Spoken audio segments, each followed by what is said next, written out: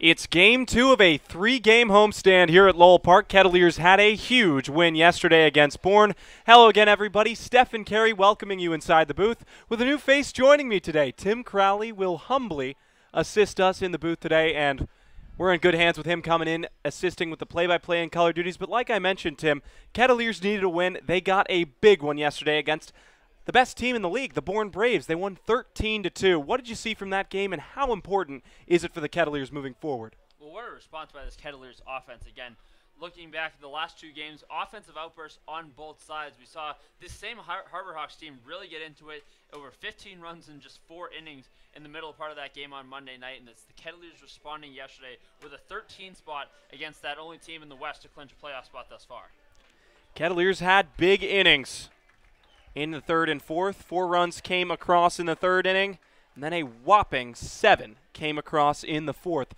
Kind of similar to just a couple of games ago against Hyannis, where 7 runs came across in the third and 4 came across in the fourth. So a little bit of flip-flopping, but this is a Harbor Hawk team that is finding their stride late in the season, certainly not giving up when, let's face it, the likelihood of playoffhood for the Harbor Hawks is unlikely to say the least. And that's certainly the case. And they get a chance to come in and try to play spoiler in this 2 spot. Still 3 teams, as we've talked about for the last handful of weeks, Falmouth, Wareham, and Cotuit. So Kettleers fans, as well as the team, going to keep scoreboard watching over the next few days. But a win today can certainly help the Kettleers' chances to start things off and keep their play in their own hands. A Hyannis batting order that racked up 15 runs against the Kettleers pitching just 2 games ago. Let's break down who they have starting today. Leading off is Clark Elliott, who scorched the Kettleers just a couple of games ago. He'll play center field. Dominic Johnson will bat second and play right. Luke Mann will be playing second base and bat third. Nick Romano will clean up and be the designated hitter. Kyle Ball, the shortstop, batting fifth. Zane Harris will play first base and bat sixth. Ryan Proto will be behind the dish and bat seventh. Mason Greer will play third base and bat eighth. And rounding out the order, another one of those hot bats, Mitchell Hardigan, will bat ninth. So let's do the defense left to right for Cotuit. Matt Suggs in left, Jace Grady in center, Noah Bridges in right. Carter Trice will play the hot corner. Ryan Ritter at shortstop. Eric Brown Jr. at second base after a monster game at the plate. Nathan Martorella at first. Matt Donlin behind the plate. And a guy whose name we haven't called very often of late, Trey Holland, will be the starting pitcher for the Kettleers today. And the left-hander out of Denison, just his 3rd start on the year for the Kettleers, but in the midst of his 3rd stint with Cotuit after pitching here in 2018 and 2019. Had a very solid first outing against Wareham, but struggled in his home debut in 2021, went just 2/3 of an inning, got roughed up a little bit on the mound. Today marks a chance in a huge game in the West to try to get back on track and shut down this pitching staff and try to get back in the groove against the Harbor Hawks on like Monday night. It's a lefty-on-lefty matchup. Here we go from Lowell Park. First pitch. Paints the black on the outside corner to Clark Elliott. And we know how much he likes to swing at the first pitch, so he's being a little bit more patient starting off this game. When he gets aboard, Hyannis usually capitalizes. The Kettleers trying to keep him off the base paths. As a big breaking ball gets him to swing and miss, and it's 0-2 quickly. Holland changing speeds right away. Goes to the fastball, the paint on the outside corner, and then that big breaking 12-6, the huge loop, and great change of speed so far.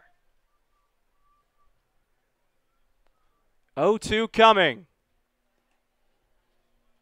Looked like a slider bounced in front of Donlin. But I can't stress this enough, Tim. We were talking, well, I should say Chris and I were talking. We have the same conversations behind the scenes, of course. Happy to have you in the booth. But every game feels like a must-win, but a game like this, a team that's at the bottom of the table, feels like you absolutely have to take advantage of this one here at Lowell Park. 1-2, way out in front is Elliott, and that's the first strikeout for Trey Holland. And a terrific sign early. We talked about the pitch mix. Goes back to the big breaker, had spiked to the last one, and then now throws that one for a strike. If he's going to be able to mix his pitch as well as spot that fastball in the first pitch, it's going to be a successful day for the left-hander. Well, changing speeds is an understatement. He throws that curveball around 68 miles an hour. These guys are used to seeing mid-70s with breaks. So, bit of a different approach here, but Dominic Johnson will stand in. The first pitch falls in for a strike for him, and he's done damage against the Kettleers. But back to the point, you have the bottom of the table here, a golden opportunity to get back close to that second place spot. but Hyannis presents a very good opportunity. How important is it for the Kettleers to not only win this game, but to continue the success they had at the plate yesterday against Bourne? Well, it's critical, right? And again, the offense still looked pretty good Monday night. Luke Gold had the big 3-run home run, and it's maybe you've forgotten that the Kettleers scored first in that game. 0-2 outside corner, back-to-back strikeouts for Trey Holland. So Holland gets Elliott swinging to start the game, now freezes Johnson. You can't paint with the fastball any better. 82 on the outside corner. Holland's control so far has been pinpoint.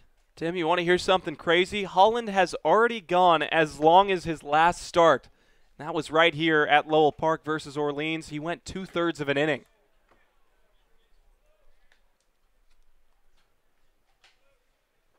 Orleans had the Kettleers number all season long, but in fairness, pretty much everyone in the East has. Kettleers sitting at 3-10 versus Eastern Division opponents. So once again, he drops in the breaking ball, 69 miles an hour, and man's out in front. And that's what makes this end of the schedule so interesting. So many Western Division matchups this weekend, especially leading into the weekend, home and home with Falmouth, that could very well determine this team's playoff fate.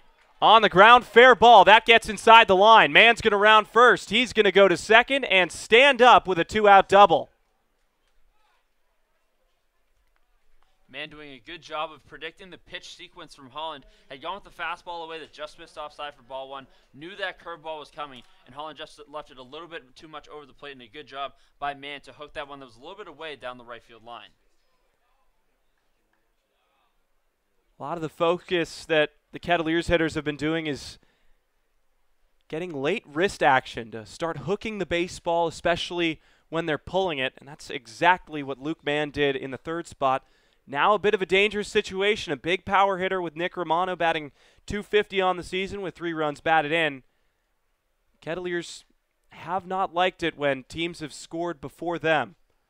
Of course, Bourne did just that yesterday, and Kettleers responded in a big way. But you never want to fall behind early against a team that's made you pay over the last few games. 1-0 pitch. High fly ball lifted out to left field. Suggs giving chase. That's going to get down and be a fair ball. 1 run will score, and Hyannis has opened the scoring here in the top of the first inning. So as we mentioned just before we came on, unlike Monday night where it was the Kettleers getting the offense going first in the third, the Harbor Hawks immediately off to a start. And these 2-out runs could ultimately decide this game. 2-out rallies have been the kryptonite for the Kettleers this season. It's tough to see because Trey Holland did great work with the first 2. Now he looks like he may need some attention. Looks like he's shaking out that left ankle. Certainly going to be something to keep an eye on. They're going to give him, I think, maybe a warm-up pitch or 2 to get his feet set. But with an embattled bullpen, to say the least, about the Kettleers, you want to see your starter go as long as he can possibly go.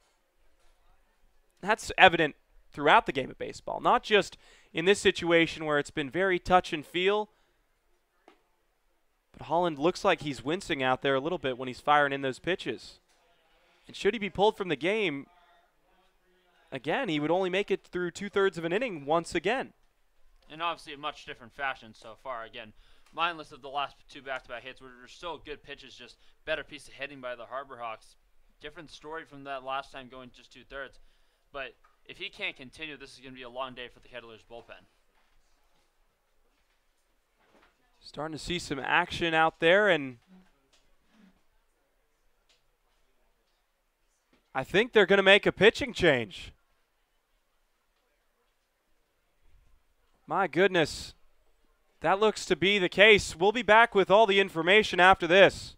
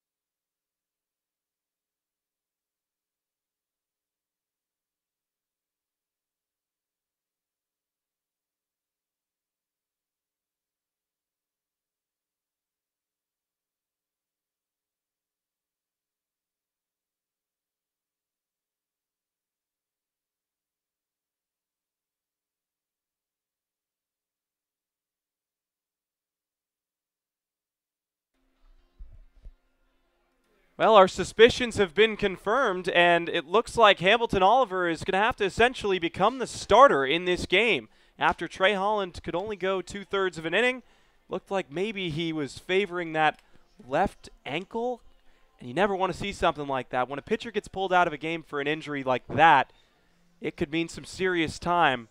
And this late into the season, with as much as the Kettleers have gone through, you just never want to see that happen to a pitcher, especially someone as talented as Trey Holland, Tim. And hoping that he's okay. But looking at Hamilton Oliver, definitely an unusual spot coming in. Going to need length from him, and he doesn't really have a ton of time to warm up. He'll get as many pitches as he needs on the mound. But a guy who's had a lot of work the last couple days as well. Back-to-back outings over the last week so far. About the last 2 nights at Hyannis on Monday and then against Bourne yesterday. So he's already seen this Harbor Hawks lineup pretty recently, but did do his job. And again, we talked about a little bit of the struggle from that pitching staff on Monday night. Well, Oliver came in again later in that game, but did pretty well. Had his scoreless inning and struck out 2 batters. So hopefully he's able to find that groove and pick up after just trying to give whatever he can on back-to-back days of work as well. Well, you're absolutely right, Tim. But the difference here is over the last 2 games, he's only managed to go 2 1/3 of an inning.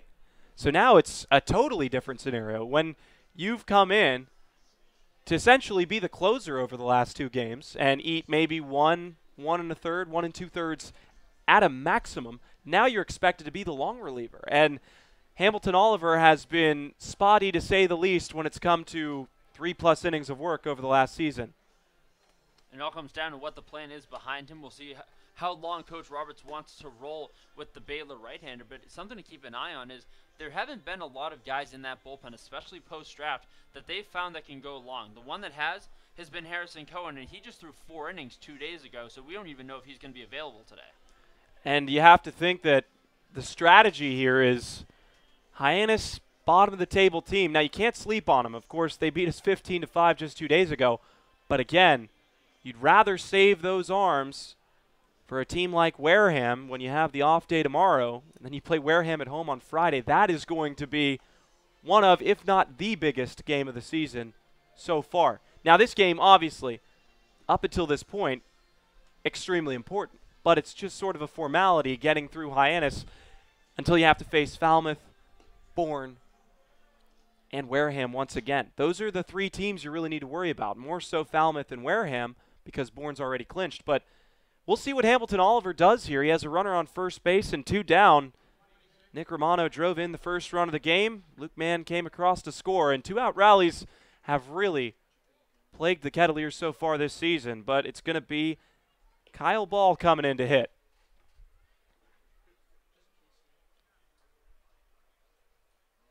Oliver has good command of his pitches, not wild by any sense of the word. Just doesn't need to leave anything over the middle. That step off was suspect. Looked a little close. Start to hear a couple of jeers from the Hyannis dugout. First pitch to Ball, slider downstairs, 1-0.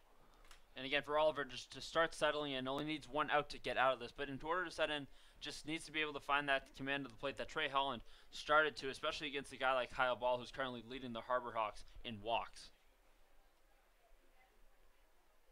What you don't want to do is put a runner in scoring position with 2 outs once again with a fresh, unwarm, or cold arm, I should say, Hamilton Oliver out on the mound.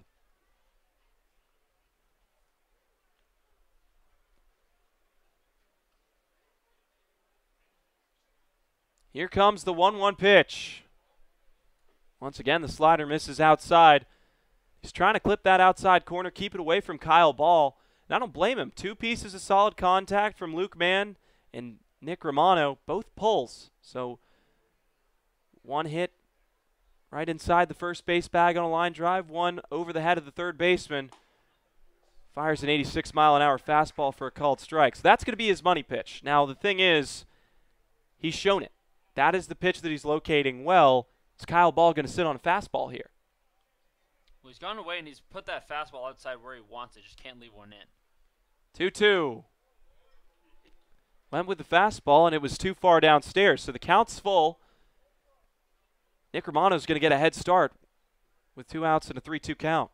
Well, the last 2 balls that he's thrown have still been quality pitches. Had that first breaking ball that he spiked in the dirt, did a better job of getting on top of it, started it on the outside corner and let it run away, but an even better take by Ball. 3-2 pitch. Ball out in front.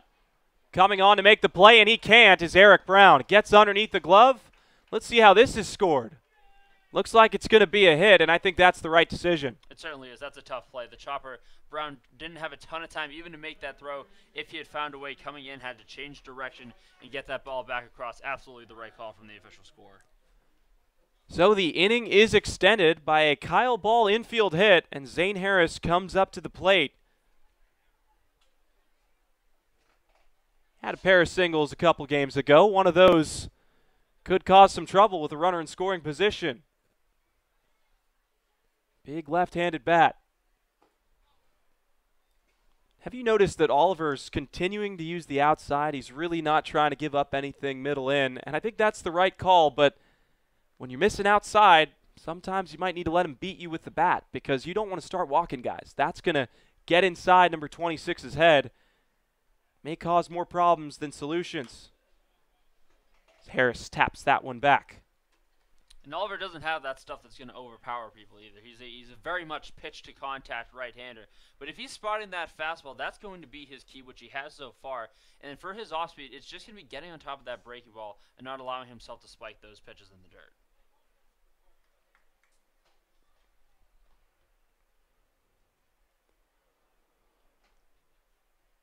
1-1 pitch. Outside, and Donlin's going to throw down to second. It is in time. He threw behind the runner and got him. Matt Donlin with defensive wizardry gets him out of the top of the first inning. We'll go to the home half on the Kettleers Digital Network.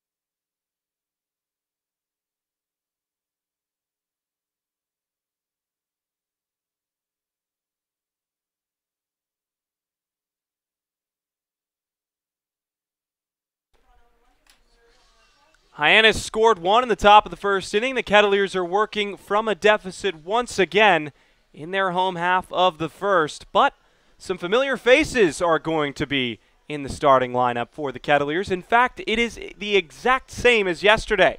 So we'll read them down as follows. Jace Grady will lead off and play center field. Carter Trice will bat second and play third. Ryan Ritter in the third spot, swinging a hot bat, 300 to be exact, will bat third and play shortstop. Eric Brown is the cleanup man. He'll play second base. Noah Bridges will bat fifth. Brett Roberts sixth and designated hit. Nathan Martorella will bat seventh and play first base. Matt Suggs will bat eighth and play left field. And Matt Donlin, who had one heck of a play to end the top of the first inning, will round out the order batting ninth. And, of course, the defense from left to right, Mitchell Hardigan, Clark Elliott, and Dominic Johnson will patrol the outfield. Mason Greer, Kyle Ball, Luke Mann, and Zane Harris will be on the infield. And Proto will be behind the plate with Mark Adamiak on the mound. And Adamiak, a guy that we've seen before, Tim. Making his fourth start of the season, his second against Cotuit. He enters play today with a 1-4 record and a 6.23 ERA across 17 1/3 innings of work for the Harbor Hawks. And patience going to be the key to today for the Kettleers. Isn't a guy that's going to really overpower and create separation in his strikeouts to walks. Just 14 batters as he's struck out to the 12 he's put on by way of the base on ball. So patience is going to be key early, and just as the Kettleers try to scratch across one to get this game back and try to find that offensive field that they had yesterday against Bourne. Well, hopefully it is an off day for Adamiak on the mound. The Kettleers need a big inning, and they need a big game. No better man to start him off than Jace Grady, who is one of the premier leadoff men in the entire CCBL. First pitch, outside, 1-0. Grady batting .260, 13 hits on the year, 2 home runs and 7 RBIs. Saying 13 seems a little low for how often we've seen Grady come in the clutch. Shoots one foul to the left side, making it 1-1. He's got all the intangibles of a leadoff hitter as well. Has those really quick hands that just explode through the zone. You'll see the quick little shutter load, and then those hands are flying across the plate. Well, he also has power to boot. He's tied for third on the team in home runs. With the lack of power with Luke Gold out of the lineup, his power certainly never killed anybody. As you just saw there, a good changeup from Adamiak. Had been running that fastball in the mid-90s and just let that changeup kind of curl off the side away from the left-hander. Pitcher's count coming into Grady. Tried the high fastball at 96, and that's the right pitch to go with. If you're in the CCBL, there's only one guy I can think of that's really timed that pitch up, and it's Ryan Ritter of late. Ritter's been on a tear. We're going to see him in just a moment and talk a little bit about what this Kentucky shortstop has adjusted his game to and the absolute hitting tear that has turned his season around. 2-2. Grady fouls it straight back. So a good AB in the work. Hear the customary groans. Maybe a car got hit. Not a ton of protection for the automobiles that are parked at the Lowell Park parking lot. Not at all. Use the word park a lot in that little sentence. 2-2 coming in, and Grady bounces one up the middle. Let's see if it gets through. It will not. Man will fire across. It is out of the glove of Harris, and Grady will reach on an infield hit. And that's exactly what they'll rule it, and a good adjustment. Just take that pitch right back up the middle. Tough play for Mann, ranging all the way back to his right. He's not going to beat the speed of Grady. So the Kettleers have exactly what they needed, a man aboard with nobody out, and Carter Trice, another guy that has stepped up his game at the plate, now batting .348 with 8 hits, a home run, and 3 runs batted in. He's done it kind of under the radar, Tim. You know, he was a little bit overshadowed by Eric Brown yesterday, but now has become a very important piece of this lineup. You saw him just miss that fastball as he sends it back to the screen. But one of the most intriguing things about Trice's swing that I've noticed from his time here so far is that natural opposite field power. And you don't see a lot of that, especially from the right-handed hitters of the CCBL. He's made an impact so far. He sent one out to right center for a home run just a few days ago at Lowell Park. But it's just a complete hitter who's not just going to be pull happy. So right, Tim, huge hole on the right side if he wants to use it. The 0-1 comes in. Slider misses off the plate. There's only 2 players on this team that have had an opposite field home run this season. Carter Trice being one of them. You want to guess the other? Seems like it's been a little pretty recent, and we might see that same hitter in the lineup in just a little bit. Would it be Brett Roberts? Well, you know, you are the trivia man, so you hit that one right on the nose, Tim. Great work. Brett Roberts had one that didn't seem like it was going to carry out, as there's a throw over, worrying about the speedy Grady at first.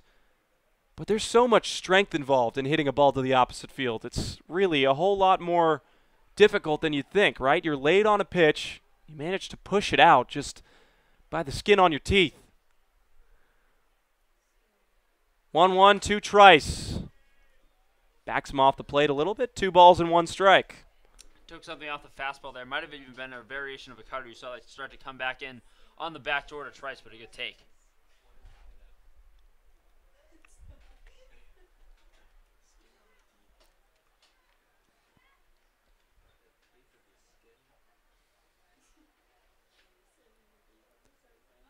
Two 2-1 to Trice. He'll roll over.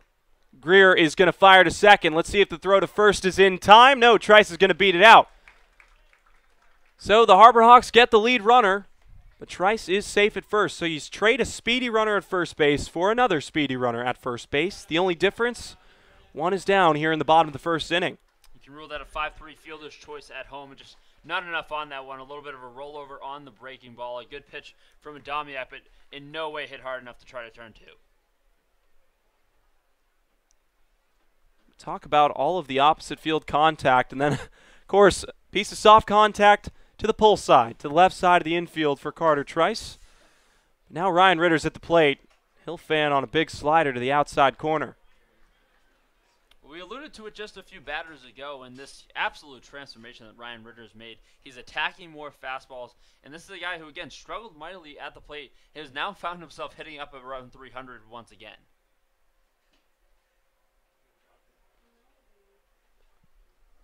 Ritter looking a little trigger happy at the plate. He wants to make contact as that one gets away. This could be extra bases. Carter Trice is going to round second. He's going to make a play for third, and he's going to get in safely. Oh, how good does it feel to be the Kettleers on the receiving end of that one? We saw a couple games ago, Logan Adams had a similar play when he came in relief. And now the Kettleers have a run 90 feet away from scoring and essentially tying this game. And a critical E1, but an opportunity that Ryan Ritter will look to make the Harbor Hawks pay for. And heads up base running by Trice, good way to just keep his eyes on Coach Roberts. He sees him bring him to third, and a big two-base jump for the Kettleers.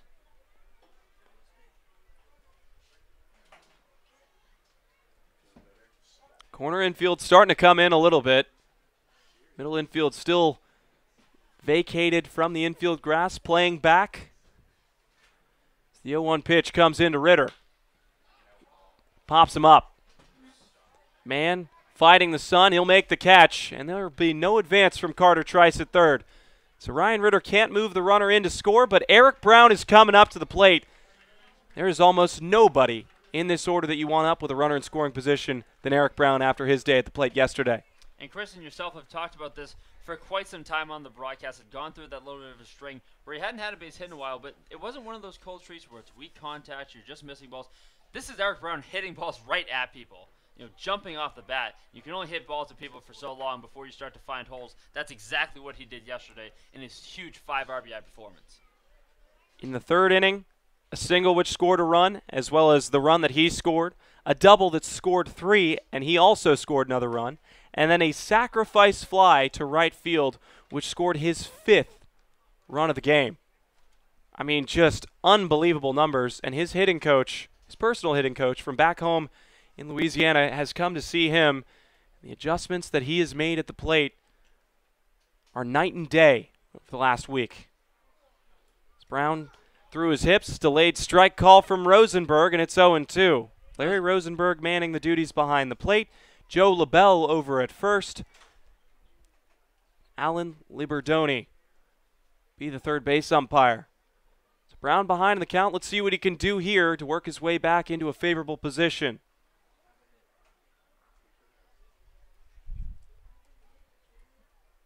Oh, 2 pitch. Brown fisted, and that's going to get down. Base hit. Eric Brown drives in the first run of the game for the Kettleers and make it 6 over the last 2 games. You go through streaks in baseball. He just came off the cold one, and it's when you're in a groove like this, those balls are going to fall. Great work by Eric Brown to just get that one into center field, have enough contact to just push it into center. And another RBI, his 6th in the last 2 games and counting. Tim, I'm pretty sure that run is earned because the error came out of the hand of the pitcher. Now Eric Brown reaches on a light single out to right center field. And I mean, you'll take it. Just get it out to the outfield grass, but it's Noah Bridges' turn, and he was no slouch at the plate yesterday either. First pitch fastball's way up and away, 1 ball, no strikes. We've seen Bridges start to get it going at the plate as well, but one thing we've also noticed, and hopefully we get to see it today, is the work that he's put in right field. One of the better arms that's come to the Cape in this post-draft look across these 10 teams. Had a throw to third on a sac fly the other day, again late, but just the pure arm strength from the right field wall. Bridges has been really fun to watch defensively. Back-to-back pitches outside to Bridges. It's 2 balls and no strikes for him. He contributed 3 runs batted in yesterday, one of which was a 2 RBI triple in the 3rd inning. If he can find a gap, this man has speed to boot.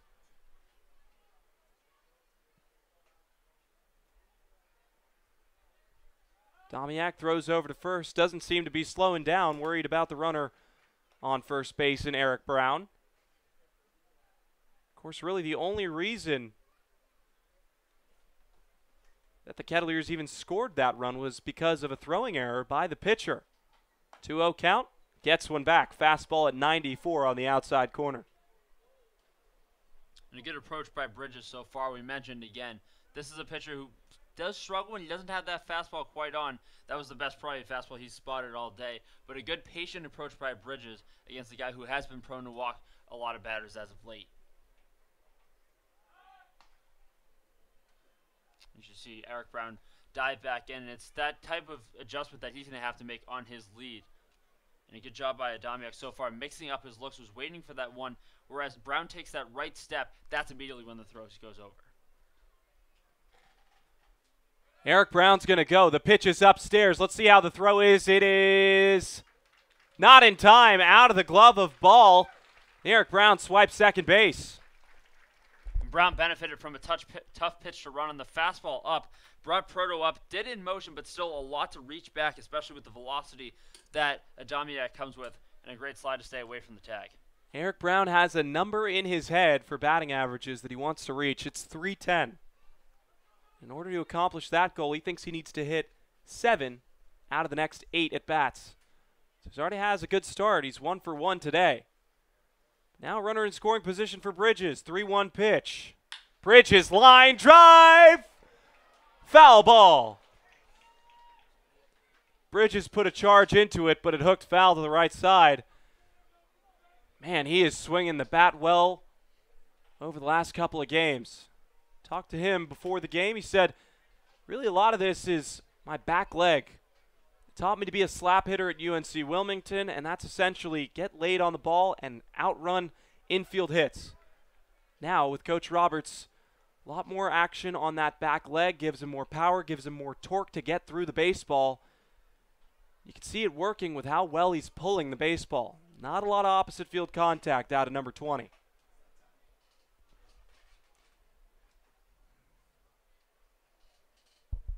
Here comes the payoff pitch. Buried in the dirt, and Bridges is going to hustle over to first base. Runners are going to be on the corners with 2 down.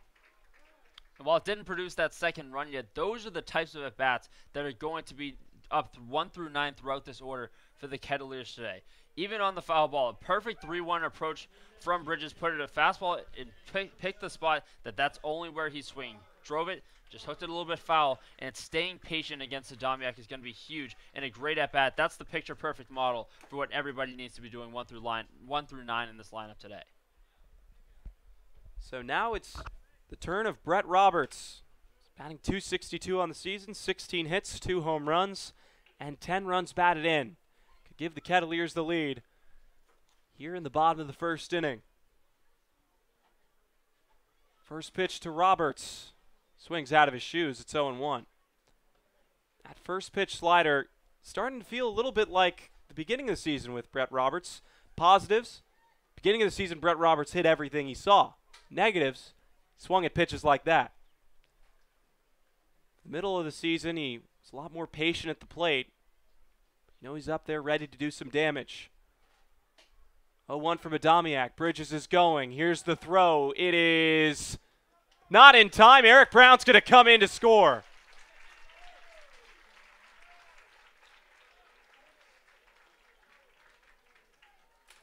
ABC baseball for the Kettleers. That throw down certainly did not work out for Hyannis. And those are the types of base running plays that you work on in high school. Coach Roberts is a huge emphasis on base running. When you have speed on both corners, they put Bridges in motion, and a great read by Eric Brown sees that ball down and is able to score the go-ahead run for the Kettleers.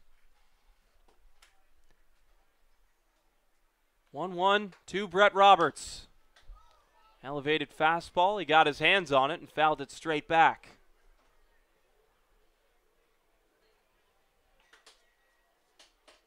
So now in back-to-back games, the Kettleers have responded from a deficit, and that's something we haven't seen all season long. Now, of course, it's been preached. Anything can happen down the stretch. A team starts to find its identity, and looks like the Kettleers are doing just that. With about a week or so left to go in the season. 1-2. Bridges is going to go again. Softly lifted, but will be an easy enough play for Mann, and he'll make the catch. But the Kettleers score 2 in the bottom of the first inning. They lead 2-1. We'll go to the second on the Kettleers Digital Network.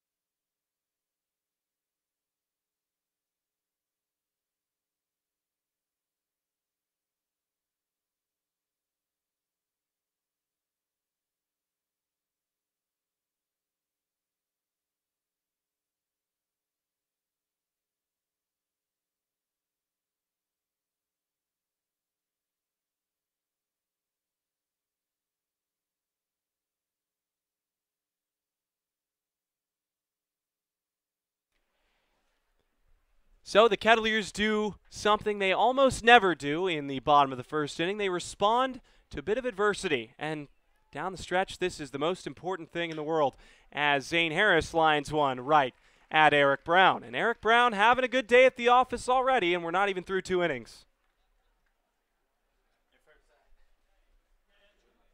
And a first pitch lineup for Harris, but something we wanted to bring up, he was at bat to end the bottom of the first inning.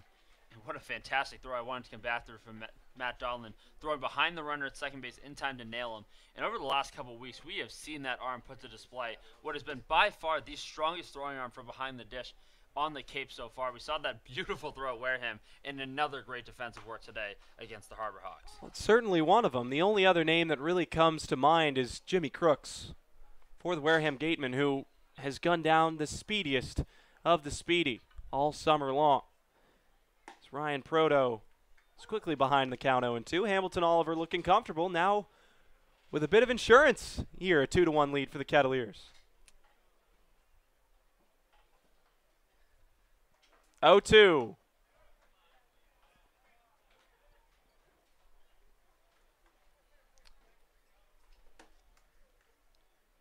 Of course, remember, Oliver did not start this game. 1-2, swing and a miss, and Oliver gets his first strikeout. This battery going to work and already in unison so far. Great pitch mix from Oliver so far, and Darlin just continues to do a great job. And that's been maybe the biggest thing that we've watched over the last couple of years. When Darlin had that quick stretch at the end of 2019, still a member of the Stonehill Skyhawks, a D2 school in Massachusetts, before making the jump to UConn, and his development, especially on the defensive side of the ball, just continues to allow him to make that jump to D1, and he's continuing to flourish defensively in the best amateur league in the country. Spat hasn't been half bad either recently. 1-0. Now 1-1 to Mason Greer out of McLennan Community College. He's hitting 141 with 10 hits and 2 runs batted in. Once again, Oliver's going right at these hitters, and that's what you want to see for a man that's going to be in not just long relief, but extra long relief. Pitcher gets knocked out in the first inning. Want to see him take up as much time. Certainly hope Trey Holland's okay as the 1-2 comes in. Outside corner, strike 3.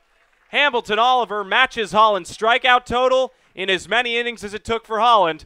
We'll go to the bottom of the second on the Kettleers Digital Network.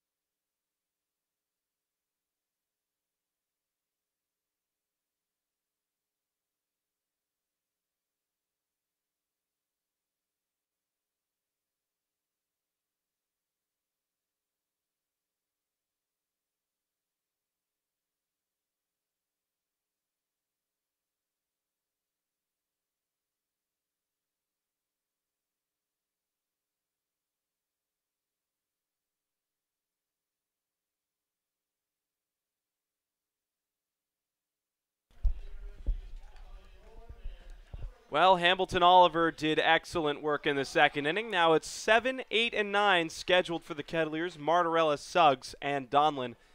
I know we've talked about it a lot, but Nathan Martorella has looked as good as anyone during batting practice and is just seeing the ball extremely well. Peter Flaherty has a ton of high praise. He says he has the best approach at the plate out of any Kettleer on this team. A lot of that has to do with his on-base percentage. This guy just gets on base.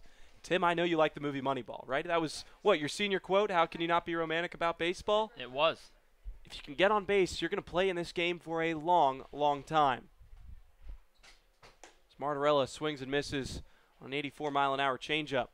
And we're lucky to get to watch him take BP every day. And just one of those standout performances Sunday night at Wareham, we were up against the Cajuns. Some of the balls that he was putting out to deep right center field at Spillane Field.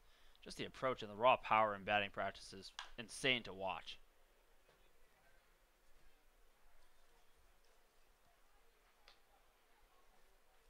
It's funny, you see him throw his hands at the ball a whole lot more during batting practice.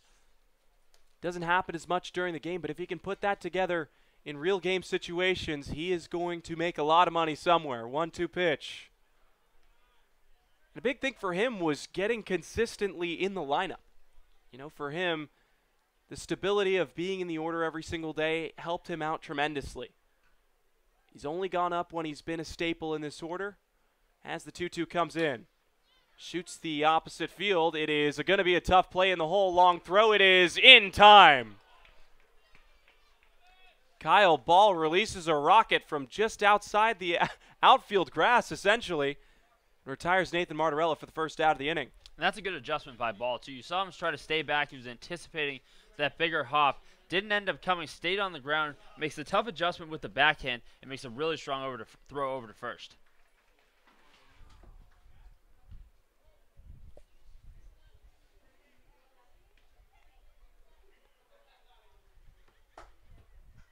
First pitch to Matt Suggs, and this is a guy that the Kettleers would really like to get a bat going with.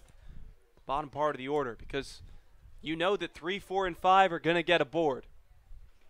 But who's going to bring him in? That's the question. With Martorella in the lineup, you're not too worried about him, but with Suggs and Donlin, essentially the catching tandem that are playing different positions, like to see their bats heat up and be able to drive some runners in, especially come playoff time, should the Kettleers make it, of course.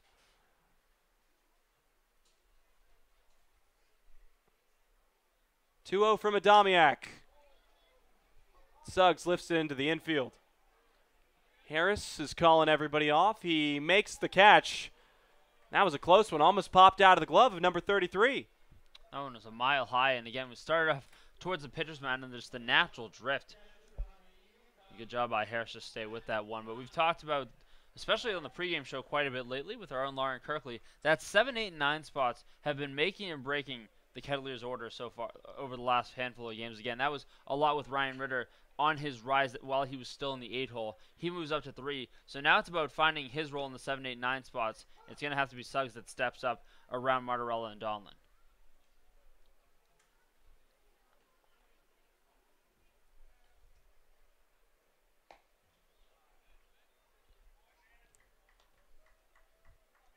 So Donlin is up with 2 outs, bottom of the 2nd inning. 2-out rallies have been what the Kettleers have done very well this season, but it's also been what they've done very poorly this season when you talk defensively. So it's 2 sides of the same coin, essentially. The Kettleers just need to put a runner aboard, turn it over to the top of the order, and let Jace Grady and company do their work.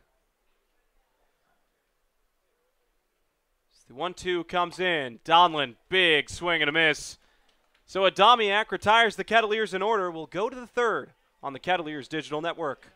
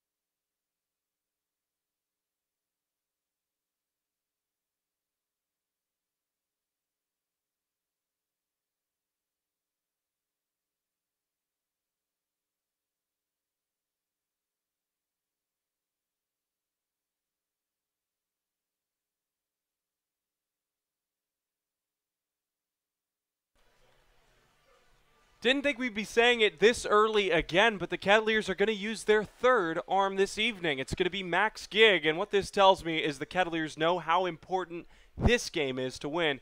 They're putting in number 5-0. They've been saving him for the last few games. He has been one of the best options in long relief. We thought Hamilton Oliver was going to take over that role, but we said for the last couple of days he'd had some outings, only gone 2 1/3 innings over the last 2 games, make it 3 2/3 over the last 3 games after going 1 1/3, only giving up 1 hit, no runs, and 2 strikeouts. This game feels like it's going to be up to Max Gigg, and what version of Max Gigg are we going to see today? First pitch, first strike, good start. 92 on the outside corner to Mitchell Hardigan, who was a double shy of the cycle against us 2 days ago.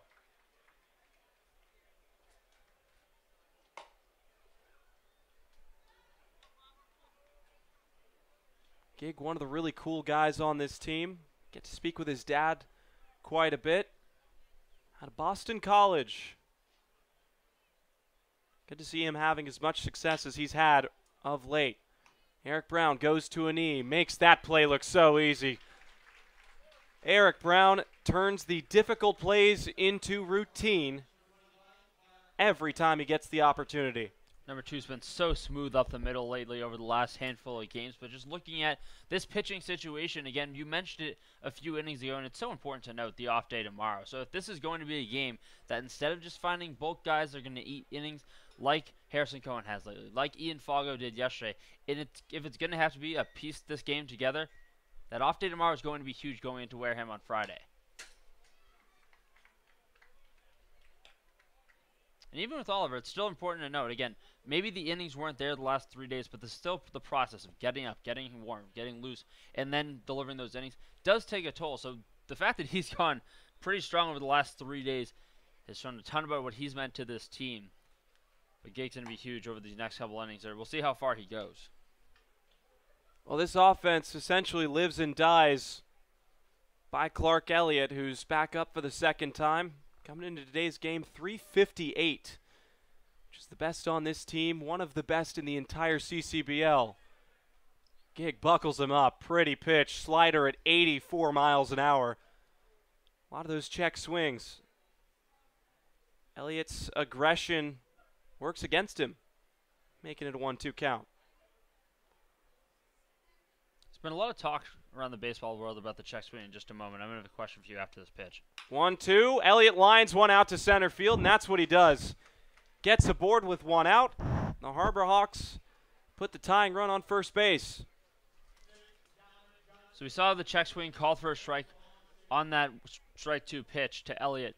There was a video that was surfacing from MLB Network the other day. They were talking to John Heyman, who's one of their insiders, and they said he proposed a rule change that over the next couple of years, what he would like to see is any variation of the start of a swing he wants called for a strike. No longer just the rule of, all right, did he break the hands, did he break the plane, that's what determines the swing. But any variation of any hand movement forward is what he would want to have called. What are your thoughts on that?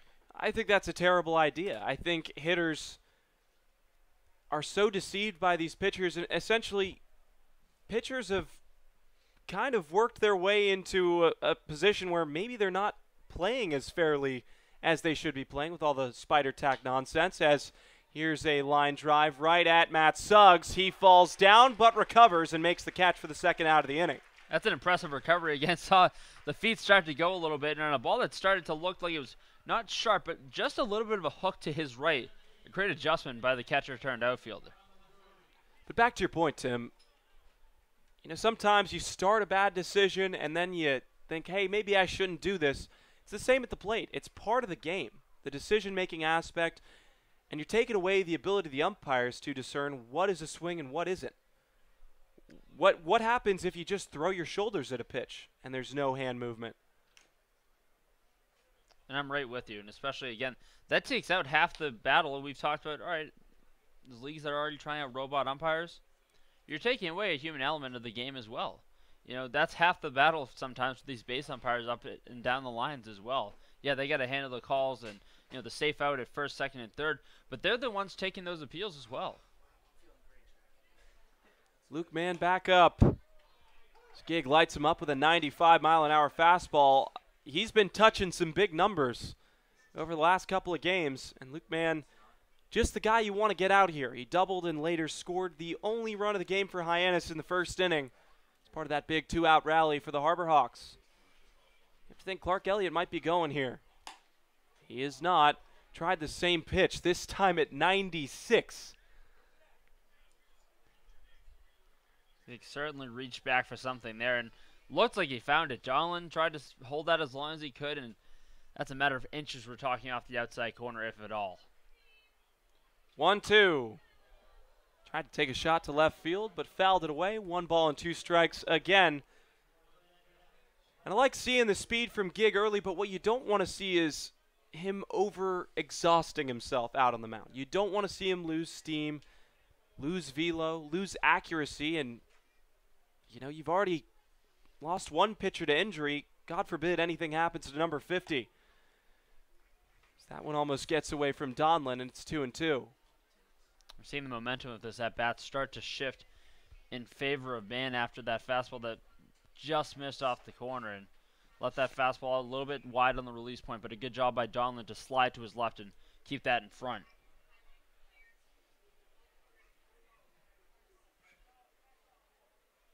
Skig will step off and retoe the rubber to reset.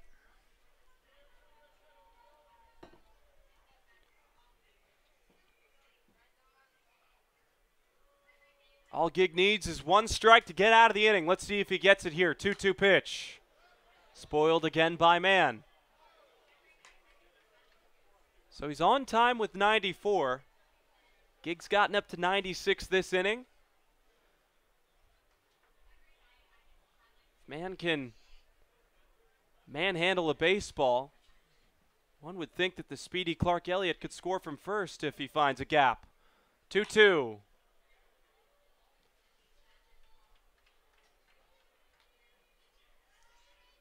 Steph, you had mentioned earlier in this inning when this time was going to be over the next few games against Western Division opponents to use Gig.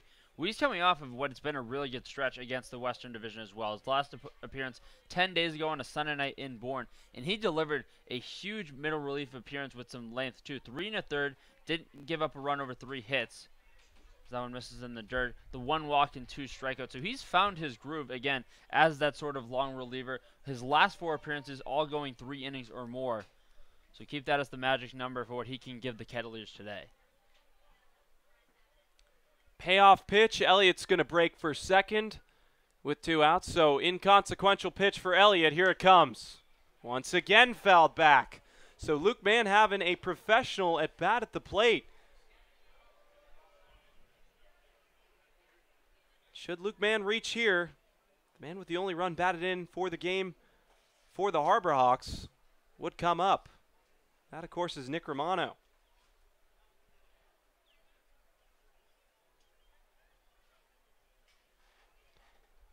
"3-2.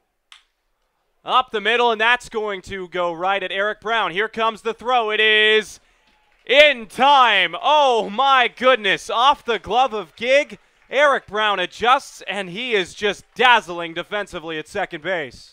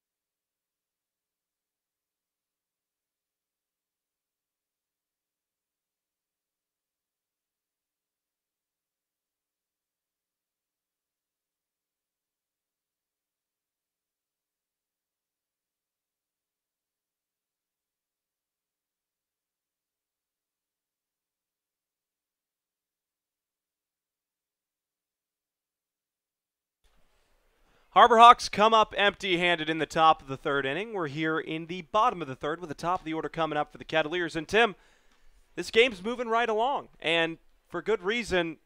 Game starting at 4:30 at Lowell Park from here on out. Pretty convenient towards the end of the season. You want to get as many innings as you possibly can. Try to mount whatever comeback you can if you're behind, because darkness has been such a problem here at Lowell Park. Of course, one of 2 stadiums in the CCBL without lights. But every win matters. No extra innings this year in the CCBL. Who gets in comes down to winning percentage this year. Jace Grady swings out of his shoes, 0-1. Steph, just looking at this defensive composition a little bit for Hyannis. Again, Grady in his first at-bat, placing a single up the middle. Still giving him a lot of room. But the middle infielders pinch their respective sides. Not appreciating the direct contact that Jace Grady can have. I've seen a lot of line drives from number 4 up the middle. But nonetheless, it's 1-1 for Jace Grady. Domiak misses the zone. It's 2 balls and a strike. Couple of activations for these teams. Cotuit activated Joe Mancini out of Boston College yesterday, trying to add depth to a pretty embattled bullpen. We might see him today. I don't know what the plan is. For now, Max Gig is on for the Kettleers. Of course, Hyannis activated Anthony Casiola on July 26th. So a pair of activations for these teams. And it's getting to the point where you don't typically see a ton of player movement. Start sticking with the team that you have on the field because you want to have them be able to gel a little bit, become a more capable team. Now Hyannis well out of the conversation for that second place spot, but you still want them to play as well as they can as a team. 3-2 pitch coming to Grady. Hit a mile high in the air. It's going to be in foul ground. Let's see if Mason Greer has a play on it, and he does. He'll make the catch for the first out of the inning. That's the second pop-up the Kettleers have skied high.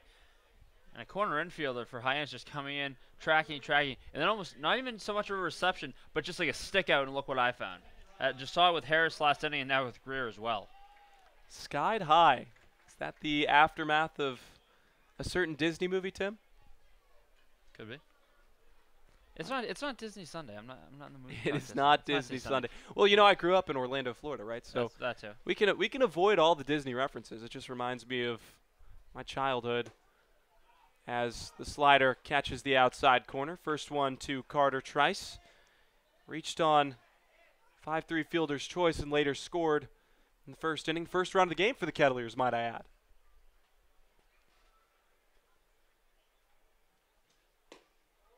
But Hyannis not coming out to the same start offensively that we've been accustomed to over the last 4 games. They've averaged 12 runs per game over their last 4. That's 48 runs over their last 4 games. Of course, 15 of them came just 2 days ago against the Kettleers at McKeon Park. 1-1 pitch. Trice once again lifted out into center field. Elliott will range and make the catch with 2 hands out in center field. That's a good adjustment. We saw him start to range over to his right. Thought the wind was going to keep carrying it, but then it just died and racing in and in and in. And a good adjustment by Elliott. But you mentioned you might want to avoid the Disney Sundays, but we didn't totally get to do that. Remember, a couple weeks ago, we were filming our pregame show in Falmouth, and that pregame playlist, it was hard. It's hard to focus when you have the highest notes of a Disney soundtrack going full blast through Gov Fuller Field. Well, you know, there's nothing that gets your opponent amped up like show tunes, right, Tim? Straight off Broadway. Ryan Ritter doesn't need to be amped up at all. He has been scalding hot. And he'll continue it. That one gets out to center field for a 2-out base hit. And that's been the difference so far for Ritter so far in the second half of the season, a rebirth at the plate. He's staying on fastballs more than he has all season long, and that's when he's had the most success. We saw those few flashes earlier in the season. We think back to that big Wareham game, the first of 2 in 3 days at Spillane Field, where he was the one that got the offense cooking, that big home run to left center field. And it's just staying on those fastballs, keeping the head through. It's been an awesome adjustment by number 10 to turn his season around at the plate. Eric Brown back up. Had an RBI single his last time at the plate. With a runner on first, not as likely. But we know the power that number 2 possesses from the right side of the plate. Ryan Ritter also has some speed, so Kettleers could extend this inning even further if Brown manages to get aboard, and that's all he's done over the last game and 3 innings, if you want to be specific. Game and a third. Game and a third, yes. Statistics and mathematics were never really my strong suit. That's why I chose to be a journalism major. I can say the same. I'll take the wins when I can get them, which is rare. Now what you don't want to do is get behind the count to number 2. 2 balls and no strikes to Eric Brown Jr. at the plate. And Domiak retired the Kettleers in order in the second. Almost went 1-2-3, but Ryan Ritter had other plans. See what he has here. Brown bounces one right at the shortstop. Ball will flip to second in time for the third out of the inning. So back-to-back good innings of work from Adamiak. We'll go to the fourth where Tim will be on play-by-play.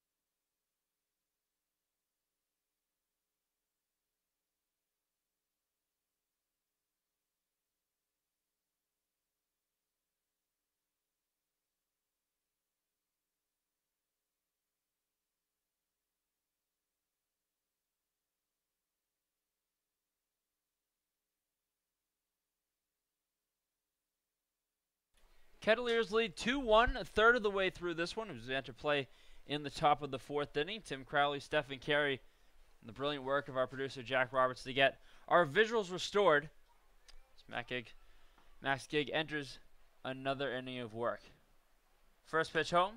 Fastball misses low to Nick Romano. Singled in the first, drove home the sole run for the Harbor Hawks thus far. 4, 5, 6 in the Hyannis order. Romano, Ball, and Harris set to come to the plate in the fourth. Heart of the order coming up. It's another inning of work for Max Gig. We're really going to find out what he's made of here in his second inning of work, right? Because neither pitcher has made it through their second inning of work. Not because they've performed badly. Of course, Trey Holland was out with an injury, and Hamilton Oliver went 1 1/3. But Max Gig is really going to be the guy here for the next couple of innings. Now he's getting the heart of the order. Let's see what he has for 4, 5, and 6. Coach Roberts would love to follow the trend that this Boston College right-hander's been on. Would be his 5th straight outing if he can give them 3 or more that he would go of that length, as the 2-1 fastball paints the bottom of the zone for strike 2. Eric Brown a few steps on the grass at second, as you'll see on your screens at home. 2-2 from Gig. Ground to the right side. Good pick by Trice. Takes a couple shuffles over and fires out as it's dug across by Martorella for out number 1. That's a really good sign to see from Carter Trice. He has had his struggles over at the hot corner this year. Stabs that ball right out of the ground. What I don't like is how long he took to release that ball. And he threw kind of a little soft throw over to Nathan Martorella. Not the best throw that he had to dig out of the infield dirt. But it's good to see him make that play with the glove. Now, moving forward, you'd obviously like to see him put in a higher percentage throw, a little bit more velocity on it, but good sign. First pitch breaking ball swung on and fouled in the box by Kyle Ball. Singled in the first and was stranded there when Matt Donlin backpicks Romano at second. Ball, as we mentioned, one of the most patient hitters around, currently leading his squad in walks with 19 entering play today. That's such a huge number. One strike pitch and a dive just over the glove of Martorella. That'll sneak into right field for a base hit. And now Ball. First 2 at-bats, 2 hits, and the Harbor Hawks have a 1-out base runner. Second hit allowed by Gig. Good inside-out swing. Now you have a speedy runner on the base paths if you're Hyannis. A big left-handed hitter in Zane Harris coming up to the plate. This is a very important inning. These middle innings are where games are won and lost. Adamiak's starting to settle in, 2 scoreless frames. And really, if you take away that one throwing error that he made, that's, it still could be a 1-0 ball game. First pitch home misses off the edge to Harris for ball 1. And with 1 out in the inning, the Kettleers would love to spin a double play here if they're going to get length from Gig. Keeping his pitch down and working efficiently going to be huge. 1-0 pitch home. Fastball runs it back to 94 but leaves it down. So Harris stays patient Gets ahead in the count 2-0. Harrison, his first at-bat, was stranded at the plate on that back pick in the first. It was first official at-bat came in the second, where he lined out lightly to Eric Brown at second. Okay, we'll check on ball, but Hyannis shortstop back in plenty of time.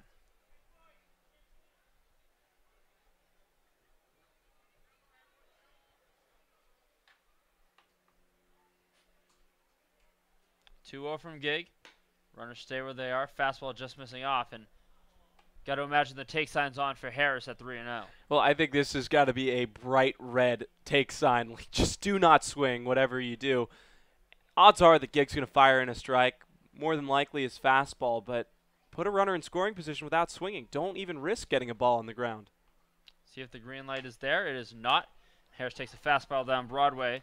Gig will start to work back at 3-1. Down Broadway or down Gov Fuller Field? We're still kind of confused on where that is exactly.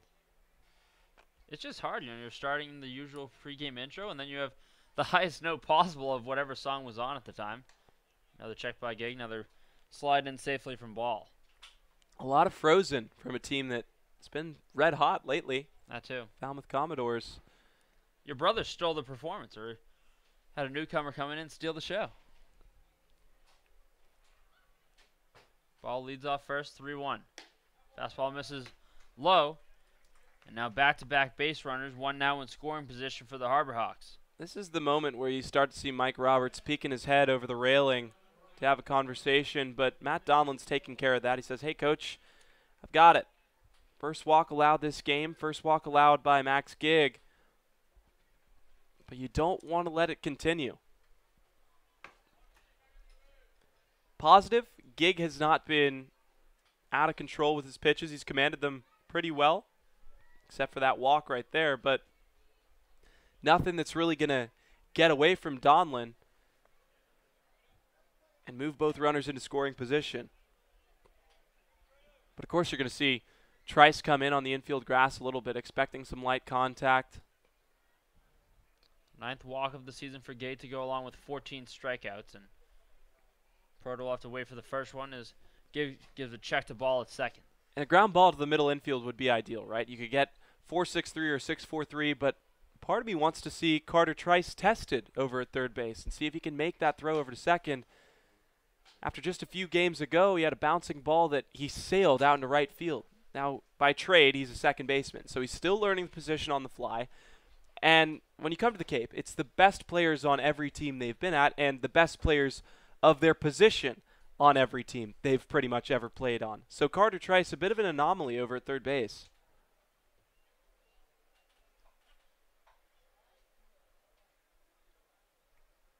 Third check.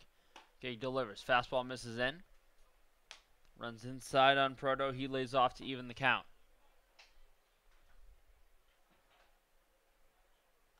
Martorella shading towards that hole on the right side, giving some room down the right field line.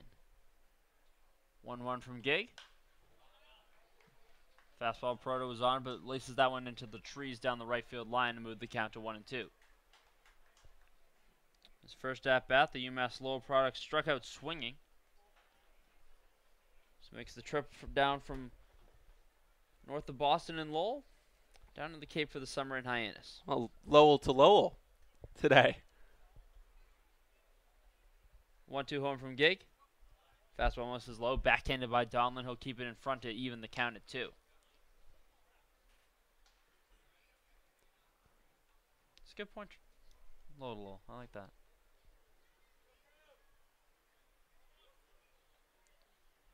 Martorella takes a few steps back towards the base side. Opening up a little bit of a hole on the right side. 2-2 home. Ground ball up the middle. Ritter fielded. Can't get it. But back to the bag in time is Eric Brown. So a huge play by those middle infielders combined for a putout at second. Well, it could have been a routine double play ball. They at least get one. It'll be runners on the corners for the Harbor Hawks with 2 out. Well, that's the most unorthodox 6'4" fielder's choice that you're ever going to see. Ritter mishandles it. Eric Brown jumps on it like a grenade and tags the bag in time. But the Harbor Hawks given another chance. You pretty much had two right there. Kettleers hopefully won't get burned with this one. So a crucial at-bat coming up here in the top of the 4th inning. Ball stands on 3rd after singling. Proto stands on 1st after reaching on the fielder's choice. Gig's first pitch home to Mason Greer. It's a fastball on the outside corner for strike 1. Greer struck out looking, and a fastball that painted the outside corner in the 2nd inning. Be the final pitch thrown by Hamilton Oliver on the day. Came in and did a solid job over his inning in the 3rd in relief of the starter Trey Holland. Gig sets, 1 strike pitch home. Fastball swing, Donlin pump face down to 2nd, won't be any play there. So while the count moves to 0-2, now it's 2 runners in scoring position for Hyannis. But still, pretty easy job for Max Gig. Just throw a strike. Mason Greer hasn't been super dangerous at the plate. Did have a pair of singles and 2 RBIs the other game. 2 strike pitch home and a called 3rd strike. Gig strands 2 and escapes trouble in the 4th. To keep this game right where it is. We'll be back with the bottom half in just a moment. 2-1. Cotuit in front on the Kettleers Digital Network.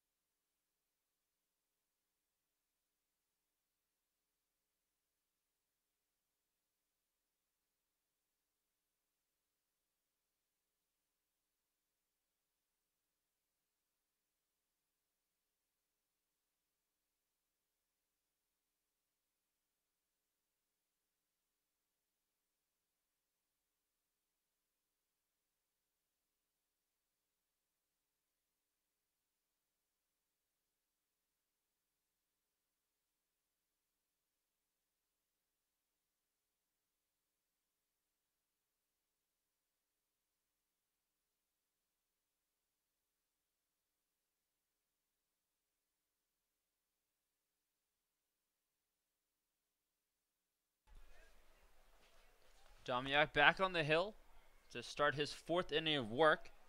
It'll be the 5, 6, 7 spots for Cotuit. Noah Bridges, Brett Roberts, Nathan Martorella. First pitch home to Bridges. Showed bunt, pulls back for ball 1. Tim Crowley, Stephen Carey. And a huge piece of work from Max Gig to end his 2nd inning of work, painting that fastball across the outside corner to strand 2. That was a picture-perfect pitch. If there was ever a time to throw it, he found the right spot with 2 runners in scoring position. 1-0. Bridges skies one out to right center field. Moving back is Johnson. And he makes the catch about 3 feet shy of the wall. So we've seen 2 balls from Bridges today. That 3-1 fastball, he laced down the right field line, just trailing foul. And just lost that one about 5 feet from a home run that would have given Cotuit a 3-1 advantage. I mean, Bridges, these at-bats are looking better and better for him. He's timing up the baseball. And really nothing to complain about from number 20. He sells out every play defensively, runs his butt off on the bases, just does everything you want And he's a Carolina boy. So the perfect storm for Coach Roberts. Kind of similar to Brooks Baldwin. All UNC Wilmington guys. UNC Wilmington guys really come in and give their all. That's something I can hang my hat on. Each one of them making an impact for the Kettleers this summer is another breaking ball laid off by Roberts. And they'll check and peel the swing, nothing at first. But already just the at-bat adjustment. Saw Roberts going and chasing a breaking ball off the edge in the first inning and now staying on some hard takes so far in his second at-bat. 2-0 home. And he'll take a fastball at the bottom of the zone at the knees for strike one. Roberts popped out to second to end things in the first. Tried to rekindle the magic of a great day at the plate yesterday. 2-1 grounded back up the middle. Adamiak fields it, takes a couple shuffles over, and underhands it over to first for out number 2. Adamiak's really coming into his own here in the middle innings of this game. Still early, but what he's doing is he's saving his bullpen a lot of stress. This game is very manageable for the Harbor Hawks. We know that they can score in bunches. Third and fourth inning was where they made their money in the last game. 11 runs came across over those two. Fastball misses down and into Martorella. Grounded out to short on that tricky play back in the second. The ball that ball sat back on. Was expecting a hop, didn't get one, but just beat Martorella in time with the throw to first. Just takes another one in. Patiently moves the count to 2-0.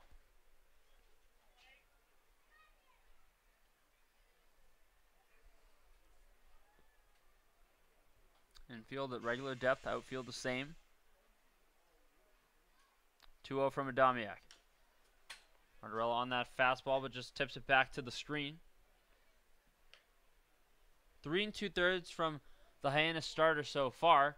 So two very different styles on the mound for these teams. Cotuit trying to piece together a bullpen victory. And Adamiak trying to keep this game at a 1-run deficit for his side. Fastball misses up. And a patient Martorella now in a driver's seat with the count 3-1. I expect a big swing from him here. Saw what Bridges did with a pitch over the middle of the plate. Martorella has warning track plus power as well. And as you mentioned earlier, the on-base machine finds himself on again with the 2-out walk. Only the second walk allowed by Adamiak. You're going to like those numbers.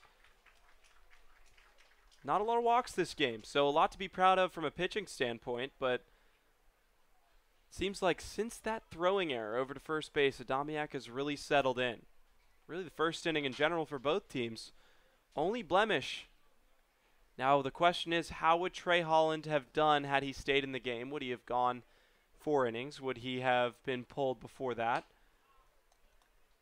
That certainly is the question, because 2/3 of the way through against Orleans, things were not pretty for him. Proto will take a mound visit.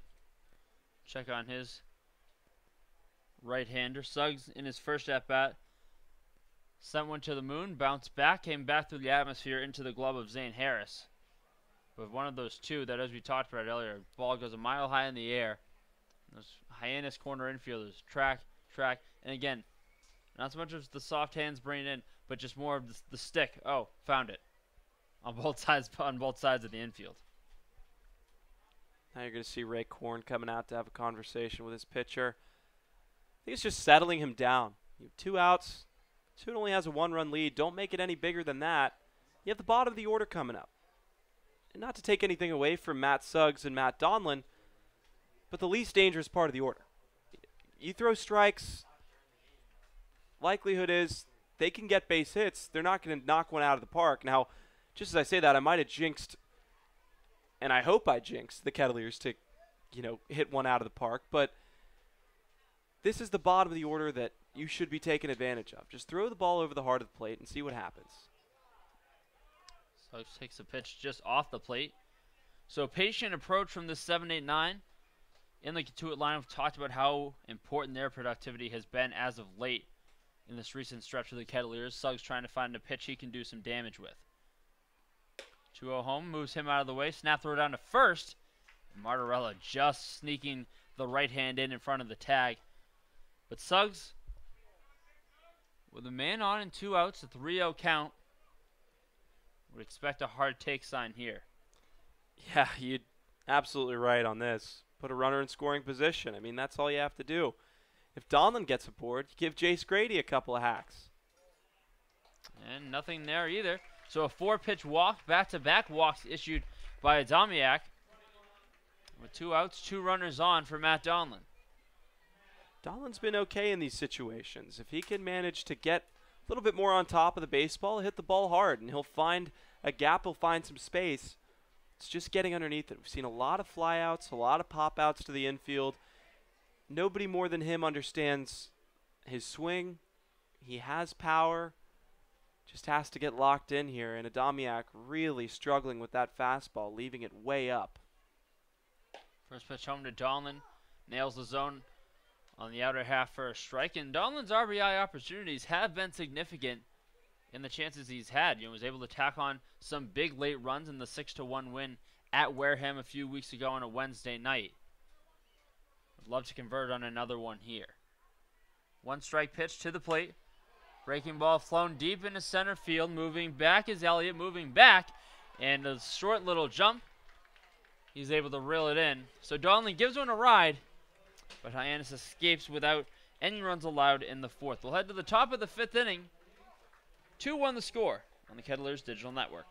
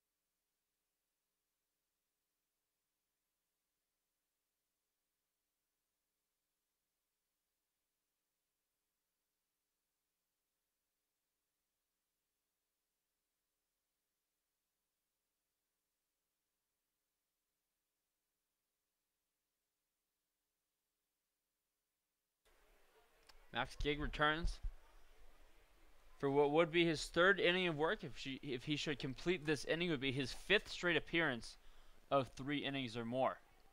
As the first pitch fastball misses just off the plate to Hardigan. 9-1-2 coming up for Hyannis this inning. Hardigan, Elliott, and Johnson. 1-0 pitch. Skied into center field. Moving in is Grady. Coming in. Calls off Brown. And raises the left hand to make the catch. It's good to see that Max Gig is getting light fly ball contact. That big strikeout looking in the top of the 4th inning to end Mason Greer. He's really showcasing what he's doing. He's doing his job. He's eating up innings. He's not forcing Mike Roberts to even think about pulling him from this game. Again, it's how long you can go, right? This is a big game for multiple reasons. The Kettleers need to continue off of that win yesterday against Bourne. But they're up 3-2 on the season in the Patriot Cup Series, which I'm sure is in the back of their minds, if they even know what it is at all. But if Hyannis wins, they'd tie the Patriot Cup Series for the first time in either a long time or ever. Cotuit trying to keep that cup at 10. Lowell today. Ground ball to the left side. Ritter ranges, fires, and in time to get Elliott for out number 2. So a good start to the second trip through the order for Max Gig. So he retires Elliott for the second time today, his first against the right-hander from Boston College. That's the one thing that we've talked about so much this season. Even when the bats haven't been there for the two very strong middle infielders that Cotuit has, their glove work, their footwork's been exquisite. Just watching them play defense on a daily basis has really been a treat for us all season long. Well, and it's good to see that Ryan Ritter made the adjustment. The last chance he had almost screwed up a double play.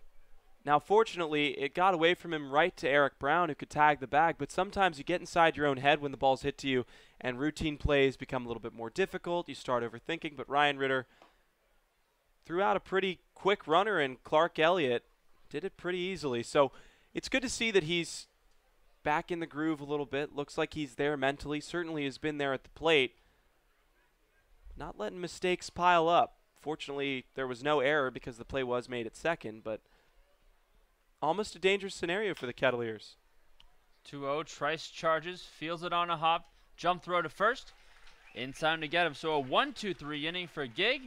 He completes his third inning of work and keeps the score where it is. Halfway through this one from Lowell, 2-1 in favor of the home team on the Kettleers Kettleers Digital Network.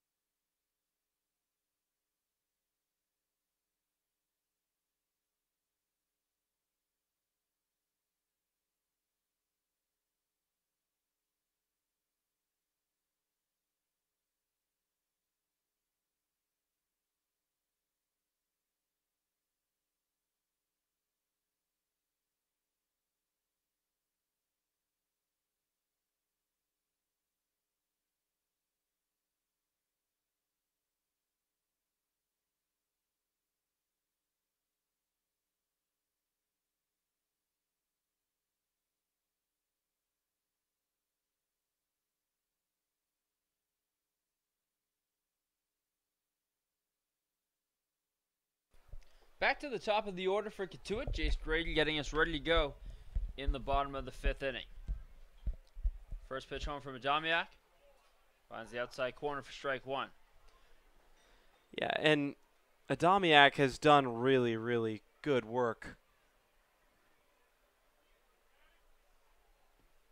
One strike pitch home.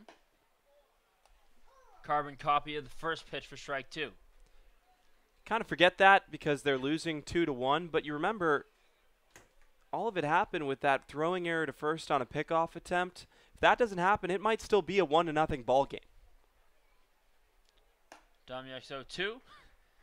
Jace Grady thought he might have got rung up, started to look back.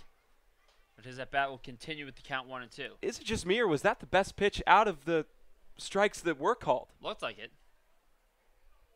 A little bit more up in the zone. Fastball misses low, evens at 2. Still a lot of room up the middle for Grady. He'll look to try to find a fastball middle away and try to just smack it through that hole that Hyannis continues to give him up the middle. 2-2 home. Fastball grounded to the left side. Greer waits on it. Fires on the first to get Grady for out number 1. Well, that was an interesting play. Out of the box, looked like Jace Grady stumbled a little bit. Really made it easy for Greer to just take his time with that throw over to first. Grady's speed, usually a pretty big weapon on little nubbers like that, but had a little stumble coming out of the box, slowed him down. Throw beats him by about 2.5 steps. With 1 out, Carter Trice steps up to the plate. Reached on a fielder's choice and scored the first run of the game for the Kettleers in the first. Flew out to center in the third. First pitch home, fastball misses low. Backhanded by Proto for ball 1. It's funny to see the defensive positioning change for Trice here too.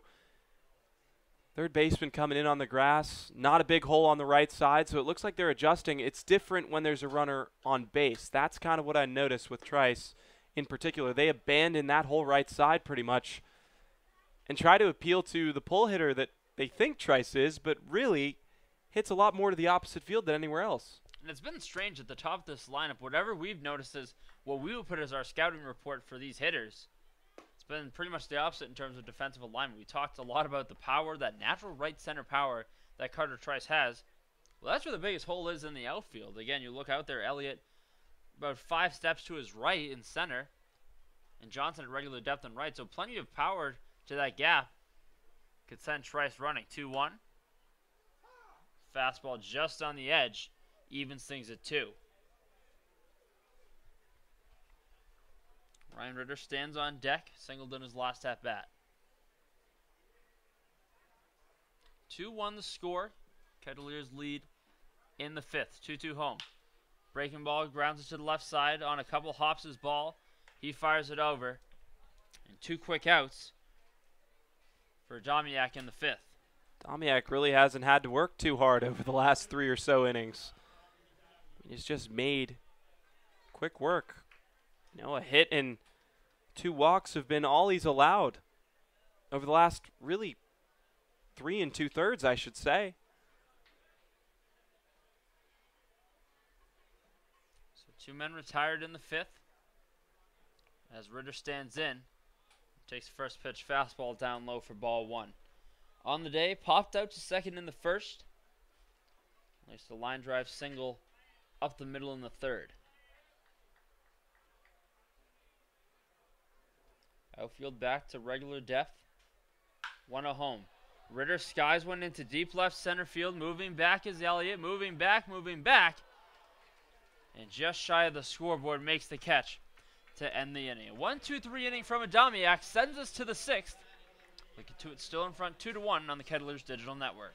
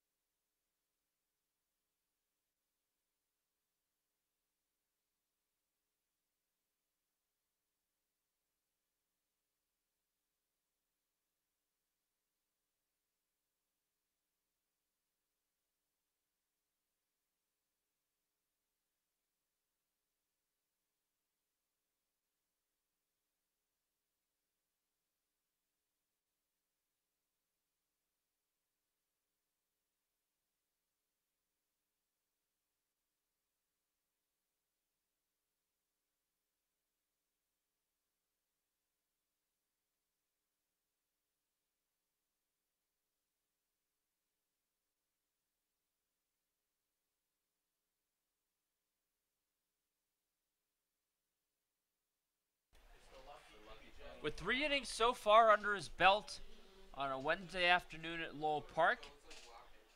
Another out recorded would tie the longest outing of the year for Max Gig, which he recorded in his last outing at Bourne. 3 1/3 on that Sunday night. 3 hits, no runs, a walk, and 2 Ks. And the length that he's provided for Cotuit has been vital against the Harbor Hawks. 3-4-5 coming up for Hyannis. As the first pitch is laced in a right field, that'll get down for a base hit. Bridges Fields is on a hop. And so a first pitch swinging is Luke Mann, and he finds his way on for the second time today, doubled in the first, and now singles to begin things in the sixth. Well, we had a question on how long Gig is going to go. Usually Coach sticks to his guns with how long he likes to let his pitchers go. See, now he's coming out to have a conversation. And with that piece of contact, I wouldn't be surprised if he goes to the bullpen right here. But, you know, you don't have a ton of options. It's only the third hit given up. I think that is the end of the day for Gig. So, again, he uses the statistics that he sees, and Gig only goes 3+.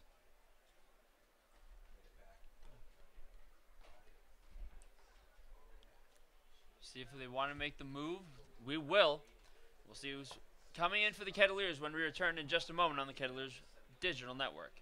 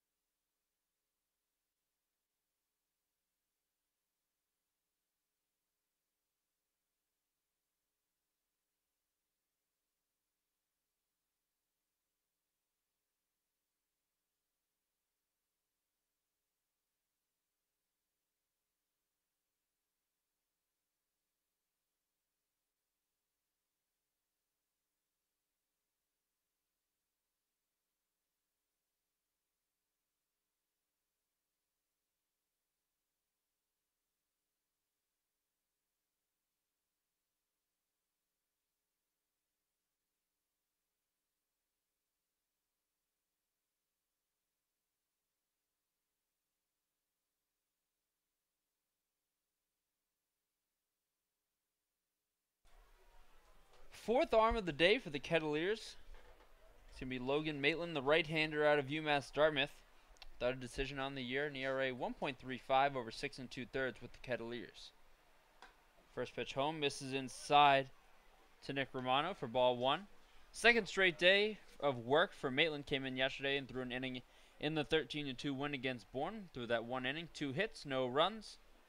Did walk a man. You know, and a long rest is a luxury that a lot of these Kettleers relievers are not going to be able to have over the next week or so. So you could do a lot, though. With a couple of arms and the day off tomorrow, you can use the guys that you want to use, but big game against Wareham on Friday. It just shows how aggressive Coach Mike Roberts is about winning this game. He really wants to get the W against Hyannis and continue to build off of that Bourne win. 1-1 home. Loops it into shallow left, ranging back is Ritter. And a quick out for Logan Maitland for the first one in the 6th. Maitland's really establishing himself over the last couple of games. Really, his first outing was not great, could not hit the strike zone. But recently, he's been lights out. Put the ball over the middle of the plate, really utilized his slider effectively, particularly on the front door. He's not afraid to go at the inside corner against these hitters, and that's a big thing because typically that's where hitters want it. They want to be able to get their hands through it, pull the ball, make solid contact. But you don't want to mess with Kyle Ball, who's seeing it well today. First pitch to Ball, misses inside for ball 1. 3 straight scoreless outings for Maitland. 3 innings against Orleans on the 20th of July, and as well as a scoreless inning against Falmouth on the 24th. Runner goes, next pitch home, fouled off the gear of Donlin. He pops up. Asks for a new ball. The count evens. Yeah, and that's probably a good thing for the Harbor Hawks. 93-mile-an-hour fastball outside. Donlin had a direct line to throw down to second base. Didn't look like the best jump from Luke Mann at first. Doubt he goes again here. Tried to work the hit and run. 1-1, grounded, foul down the third base line. Emphatic call from the home plate umpire Larry Rosenberg as Maitland jumps ahead in the count 1-2. That's lucky for the Kettleers. That could have been problematic. Matt Suggs playing way off the line. Same could be said about Carter Trice. He's probably going to move over maybe a step or two to the right. There's going to be plenty of space between third base and shortstop. Now he's going to move back over, but hit to the opposite field last time for Kyle Ball. 1-2 from Maitland. Good spoil from Ball. Shoots it over the first base dugout bleachers. We'll do the 1-2 again. Mann stands on first after a leadoff single on the first pitch. It'll be the final pitch that Max Gake threw in his brilliant 3+. Another 1-2. Breaking ball gets Ball swinging. Donlin holds on to it. And the second out of the inning, first strikeout on the day for Logan Maitland. And he goes back to the slider. And sliders have been their best for the Kettleers when they've been left down in the zone. Places where you can't get them, and if you do get them, it's going to be like contact. Just far enough outside. Ball was way out in front of it. He was expecting the fastball. Maitland decides he's going to pull the string, but now you got to worry about Zane Harris, who has a ton of power and is due for a hit in this game. First one home, gets some swinging. Runs that fastball away from the lefty for strike 1. Plenty of pop from the left side. Would be a big out to retire in the 6th. 0 for 2 on the day is Harris. Lined out to second in the 2nd. Walked in the 4th. 1 strike pitch. Another fastball. This one runs off the plate. Harris takes this one to even things at 1. It's a smart play by Logan Maitland, keeping it away from number 33. You don't want to leave it over the middle of the plate because with one swing of the bat, this whole game can get changed. Maitland knows this. He's going to use fastball, but then looks like he buried in 83. I haven't seen that pitch speed yet, so maybe a changeup. Took something off and saw a quick little shoulder turn from Harris, but lays off. But that rule suggestion from John Heyman that we talked about, under his plan, that would be ruled a strike. Maitland checks, but man back in time. 2 balls, 1 strike. Maitland trying to get the final out in the 6th.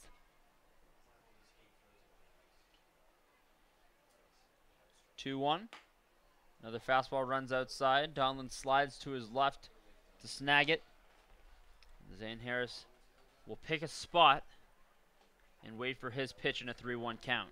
Well, and it's not the worst situation should Zane Harris get aboard. Yes, you do have a runner in scoring position, but the next 3 batters coming up are a combined 0 for 5 in the game. Only man to reach the base is Ryan Proto, and he grounded into a 6-4 fielder's choice. 3-1, runner goes, bloops it into shallow left field. That'll get down foul in between a couple Kettleers. we'll get ready for a full count pitch. Expect to see man in motion again. Yeah, and what you can expect to see is Logan Maitland throwing that fastball to the outside. That's been the pitch that's worked, if not the slider. But you don't want to have the chance of hanging it over the middle. Zane Harris has to think about what pitch is coming in next from Maitland. Defense playing him straight up, too. They want to be able to cover all parts of the infield because Harris isn't the speediest of runners. Man goes 3-2 home. Another fastball, another spoil from Man. Do the 3-2 again. Decisions for the sequencing between Donlin and Maitland and what they want to do on another full count pitch. Well, you know, what did he go with there? He went with a fastball outside, and I think he goes with it again. He's locating it well.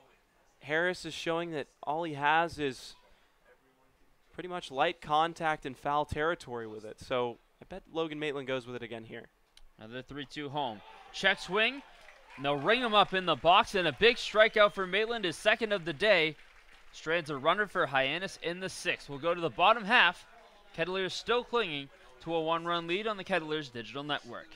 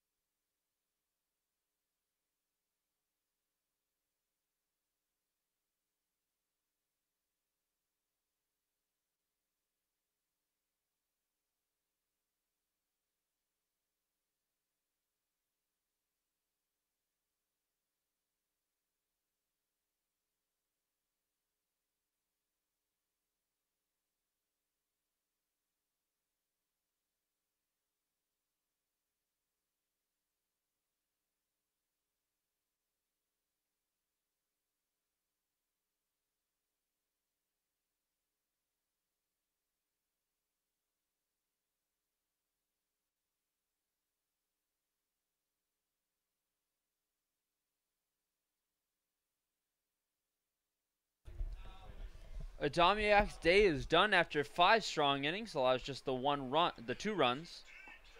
And now it'll be Evan Webster coming in. Hyannis electing to go with the left-hander following the right-handed starter Adamiak. Webster out of Louisville. So the Cardinal staying true to his birds. Going from the Cardinals to the Harbor Hawks this summer. Well, let's hope the Kettleers read Webster's pitches like a dictionary, Tim.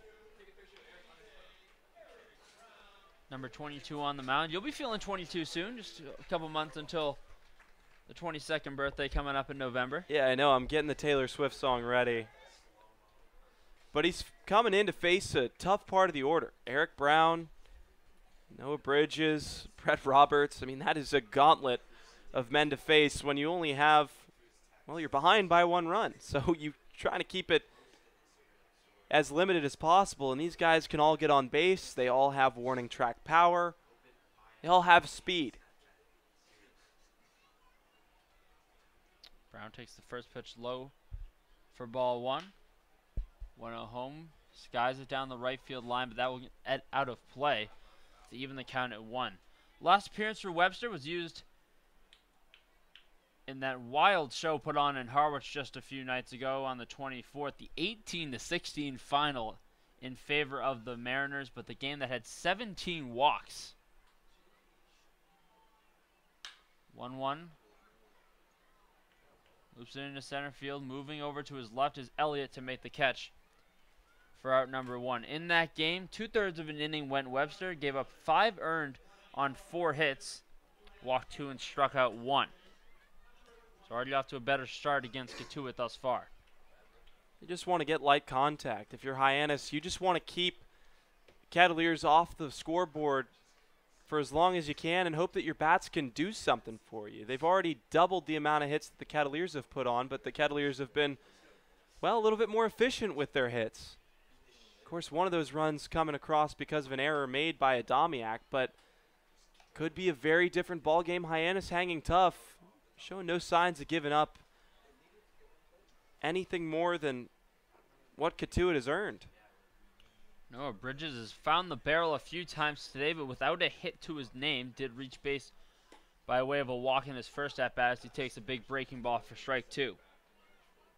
Walked in the first inning, stranded, and then gave one a ride to the right field wall. It was snagged in by Johnson in his second at-bat. 2-strike home to Bridges. The breaking ball, Noah lays off of it to move the count to 1-2. No one's hit the ball harder today than Noah Bridges, too, but just again, first one foul in his first at-bat, right at someone in his second at-bat as he takes a fastball low to even things at 2. Bridges has shown a lot of comfortability with pitches low in the zone. Now with a lefty, he has to deal with a different angle. Big left-handed frame from Webster, 6'4", 220, the 2-2 home. Fastball called at the knees. And the Hyannis left-hander sits down Bridges for his first strikeout of the day. You hear the calls from the dugout. Terrible. I don't know. That's been called all day. I don't know how you really argue that one, but Webster gets his first strikeout, matches Adamiak's total on the day, and it's crazy to say that because Adamiak really just got it done by letting his defense play baseball, and that's a beautiful thing to watch. His only strikeout came in the second inning against Matt Donlin. Now he has to worry about Brett Roberts. 1 strike home, grounded to the left side. Ball fields it in motion and fires on to first to get Roberts to retire the side. So Webster comes in, provides a scoreless inning of relief, keeps the score right where it is. 2/3 of the way through this one, we'll go to the top of the 7th where Steph Carey returns on play-by-play on the Kettleers Digital Network.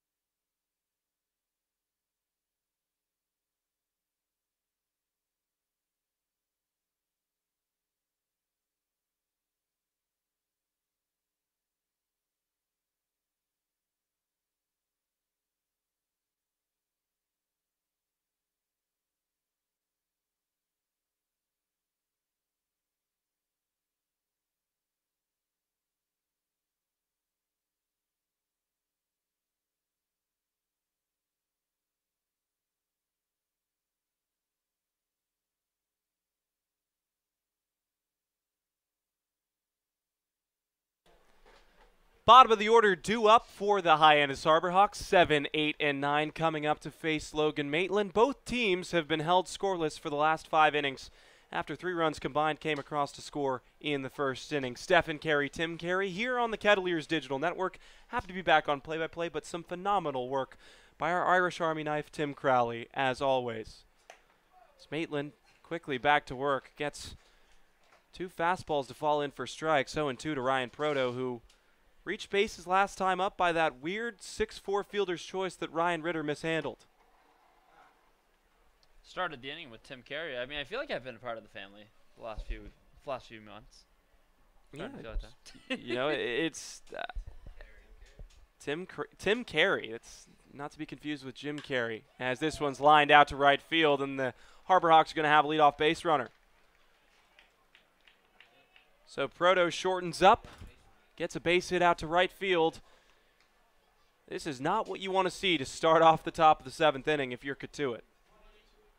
Now, plenty of faith in Logan Maitland and his abilities on the mound. That's the first hit he's allowed today after striking out 2 in his first inning of work. But, again, every single batter that reaches, one more chance that you give the top of the order a chance to come up to the plate.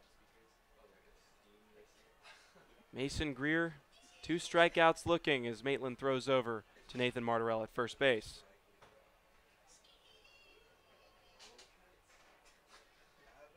Big hole in the left side. Greer can slap one the other way.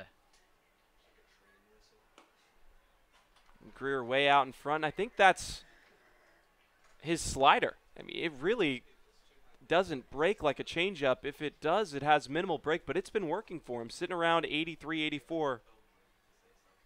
Just totally fell off the table. Runner's going. Here's the pitch. Down in the dirt, and it gets away from Donlin. So fortunately for the Harbor Hawks, Mason Greer didn't make contact because Ryan Proto had a huge jump on that pitch. Rarely do you see catchers trying to steal bases, but Proto does just that. He puts himself in scoring position. Fortunately for the Kettleers, it's an 0-2 count to Mason Greer. And to Greer, that same pitch goes back, takes another one off, and just watch it just totally drop off. And has put Greer in fits so far in this at-bat. We'll see if he can adjust. Maitland steps off. Nobody's home at second base to cover. But all Greer has to do is get a ground ball to the right side of the infield, and you essentially bring the tying run 90 feet away from scoring.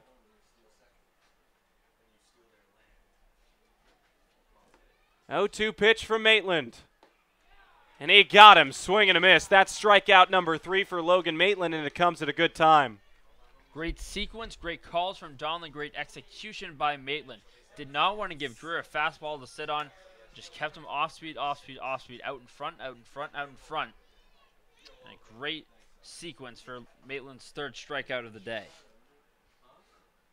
Harbor Hawks did their job 2 days ago against the Kettleers, but if you're a Kettleers fan, they haven't been doing their job for the last 2 days. So there's a check swing, bounced back onto the body of Mitchell Hardigan, who has had his successes at the plate versus the Kettleers. No such luck today, but a 15-5 win against the Kettleers a few days ago. And just yesterday, Harbor Hawks failed to beat the Kettleers' #1 opponent coming up for that 2nd place spot. 10-5 win for the Falmouth Commodores at Gov Fuller Field. As Maitland steps off again, Ritter's covering. Falmouth had 11 hits and only 4 strikeouts as a team. For perspective, the Kettleers only have 2 strikeouts in this game. As the 0-1 comes in, and Hardigan was way early and fouls it right into his team's dugout. David Furtado had a rough game in his loss for the Harbor Hawks. He went 3 innings, gave up 9 hits, 7 runs, 6 of which were earned, a walk and 2 strikeouts. But Maitland has battled back now with a runner in scoring position. Let's see what he has here for Hardigan. Has something good, a changeup on the outside corner, back-to-back strikeouts for Logan Maitland. He's working himself out of a jam. What a pitch that El Cambio has been for Maitland so far. Back-to-back strikeouts on that same pitch, working wonders for him in the 7th, and it might lead him to straight on the tying run in scoring position if he can get another one out.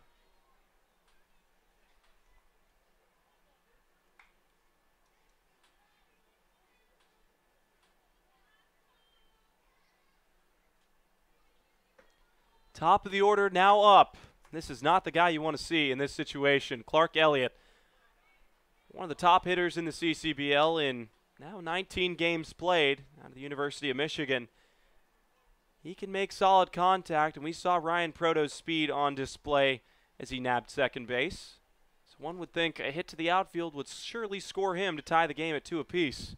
First, he's got to get past Logan Maitland, who's still really concerned about that runner on second.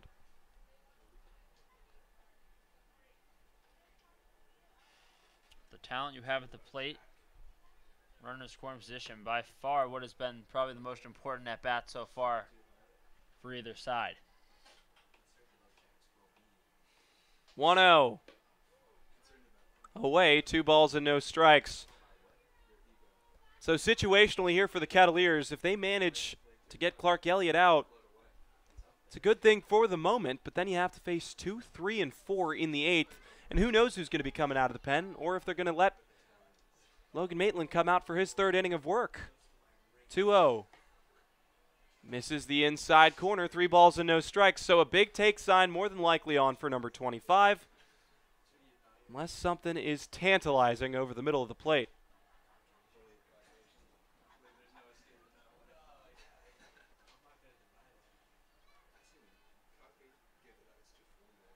.3-0 from Maitland. Way outside, and that's a 4-pitch walk. Base open for the moment, no harm, no foul, putting Elliott on 4 pitches. But knowing how Dominic Johnson has been against Cotuit this season, Harborhawks looking for their right fielder to do some damage against the Kettleers again, and for Maitland it just comes down to his sequencing and his spot execution to try to get Cotuit out of this inning in strand 2. He has to face Dominic Johnson. He's 0 for 3 at the plate today. First pitch upstairs, so a couple of pitches out of the zone. Logan Maitland starting to see the strike zone getting a lot smaller for him here in the top of the 7th inning. 1-0, ripped, foul to the left side. Wow, the Kettleers dodged a bullet on that one, I'll say. Dominic Johnson almost brought in tying run and perhaps the leading run with the speedy Clark Elliott over at first. Took that fastball, turned on it right down the line, and just going foul. Now a new opportunity for Maitland to try to make his pitch.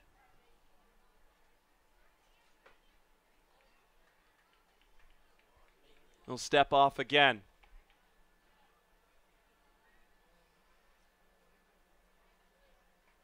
Maitland already with 4 strikeouts. That's 1 less than the 5 that the previous 3 pitchers racked up. Double that of Holland and Oliver. He drops in a pretty slider to get out in front of the count. That's a good sequence. Change it up. Change eye level, goes away with the breaking ball. If he wants to come back in the fastball, now he can work Johnson's eye level. But a big pitch coming up, and we'll see what Donlin and Maitland want to do. 1-2. Donlin set up outside. Here comes the pitch from Maitland. Slider, check, swing. There will be no appeal over to first. And that breaking ball just totally took off, but a great job by Donlin. We've seen him be able to have that mobility sliding to his left earlier with the fastballs from Gig. Now sliding to his right with Maitland's breaking ball. Keeping runners where they are crucial with 2s across the scoreboard. Had a pitch to give with a 1-2 count. Let's see what he goes with on 2-2. Another slider that misses outside. So now the Kettleers running the risk of letting the Harborhawks load up the bases here in the top of the 7th inning. Both runners are going to get a head start. This could be catastrophic if somehow they're running and Dominic Johnson can find a patch of green grass in the outfield. 3-2 from Maitland. Cued foul to the right side. Off the fencing right in front of the Harborhawk dugout. We'll do it all over again. That's a good spoil from Johnson. The 3-2 breaking ball starting at his hip, coming all the way back across the plate. So a good chase pitch from Maitland, but an even better spoil from Johnson. Here comes the payoff. Struck him out. Logan Maitland closes the door on the Hyannis Harborhawks in back-to-back innings. And boy, is he doing great work in relief. We'll go to the stretch on the Kettleers Digital Network.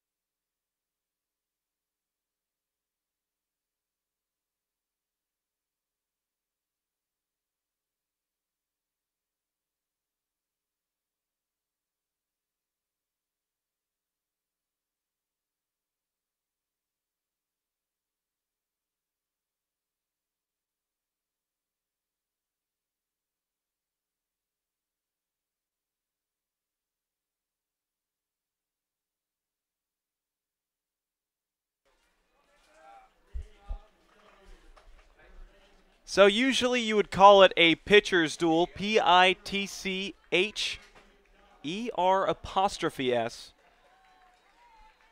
But today it is a Pitchers'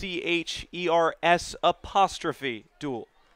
There have been quite a few pitchers used, only the second for Hyannis, but 4 for the Kettleers, and Logan Maitland continuing to do great work. Webster back out for his second inning in relief. He'll get to see Nathan Martorella to start him off, and both teams looking to do some damage offensively because no runs have come across over the last 5 or so innings.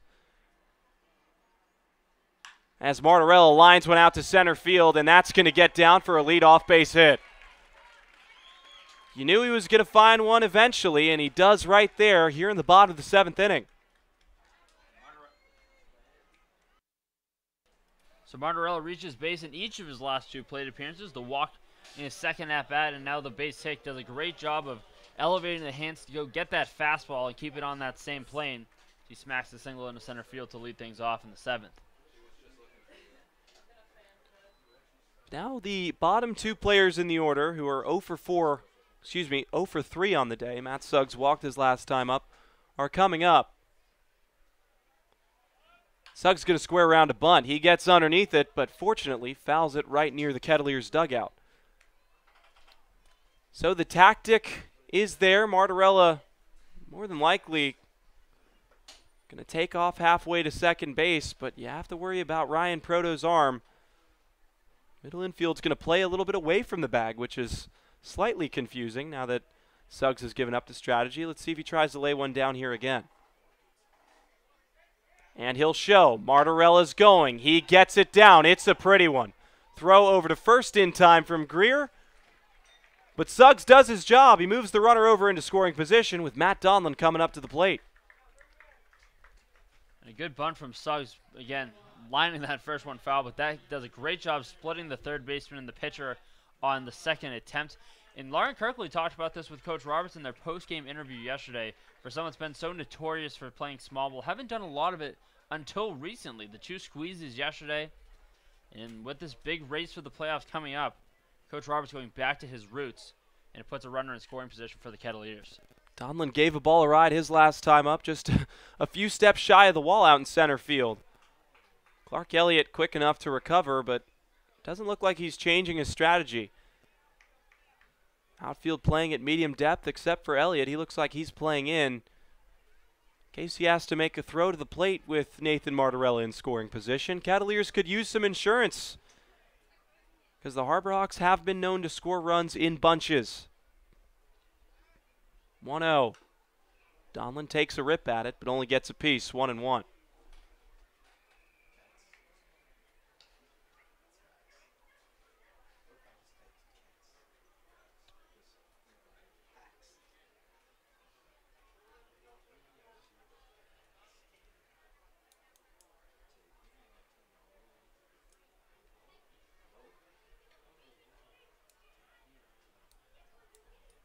One pitch to Donlin. Fouls it straight back. Roy Reese had to check himself. Worried a little bit about the fencing right in front of him. Is it going to hold? Roy, of course, the public address announcer here at Lowell Park.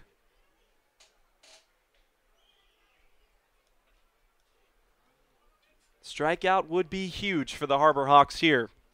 Matt Donlin wants to have other plans with a big hole on the right side. Donlin calls time. He'll want that 1-1 pitch back. Just missed Andy. Shot it back to the screen. 1-2. Way upstairs. Proto had to get up on both feet and make that grab. Looked a little bit more like a wide receiver in football. Led his receiver out into the left-hand batter's box. And that was just a slippery release from Webster. You saw him look down at his hand right afterwards. Just hold that curveball, just released it way too far back towards the head and just shot that one back up. 2-2 to Donlin. Pops him up. It's going to be the ball of Mitchell Hardigan. He'll make the grab. Not deep enough to move Martorella over to third, but the top of the order is coming up with Jace Grady, and we know what he can do with RISP. So once again, Webster doing good work in relief. Went 1, 2, 3 in the 6th. Now in the 7th, facing just a bit of trouble, and Grady will come up right-handed for the first time this game. All three of those first 3 at-bats from the left side singled in the 1st. Fouled out to 3rd in the 3rd. Grounded out to 3rd in the 5th. First pitch strike to Grady, 0-1.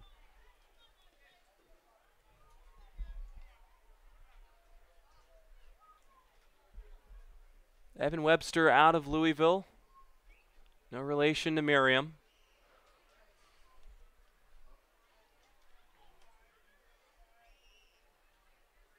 It's the 0-1. Bouncing ball up the middle. It's going to be thrown across in time by Ball. So the Harbor Hawks get out of the inning. They're going to have another chance at the plate to tie or more in the 8th on the Kettleers Digital Network.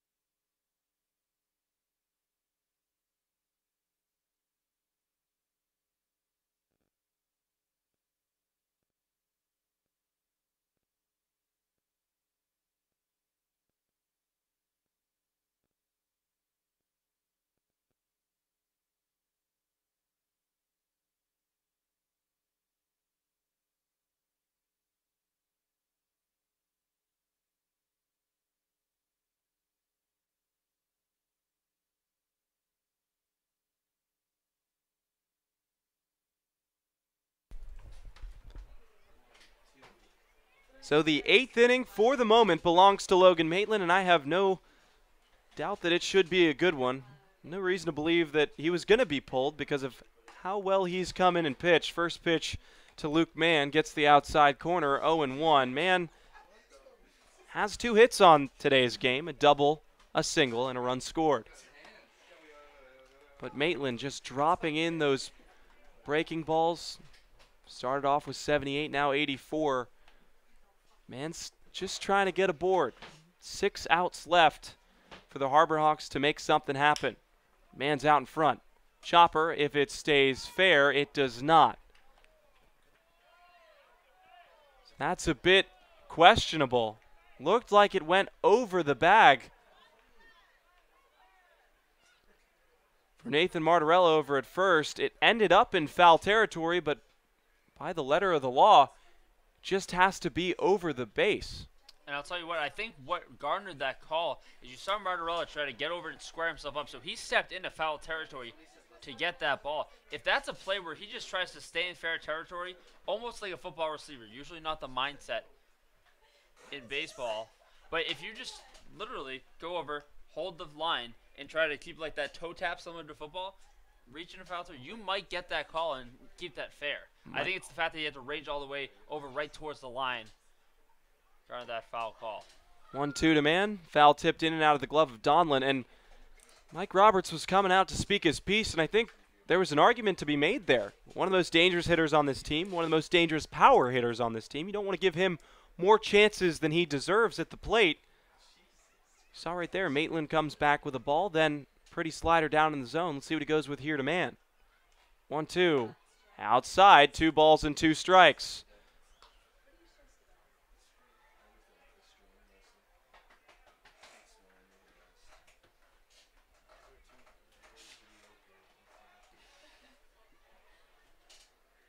2-2. Make it 3-2. So the whole complexion of the at-bat has changed after that chopper went foul, if you're going to even call it foul, to the right of the first base bag. Maitland's been good in this situation. The 3-2 pitch. Popped him up. Matt Donlan's trying to find it. He's searching. He will make the catch with two hands. Good play by Matt Donlan. Luke Mann is retired. 5 outs remain for the Kettleers to get a victory here at Lowell Park. That's a great squeeze from the UConn backstop. That wasn't a clean reception initially. Started to come down towards the glove, but it's a great job getting that throwing hand on top to secure the ball in the webbing.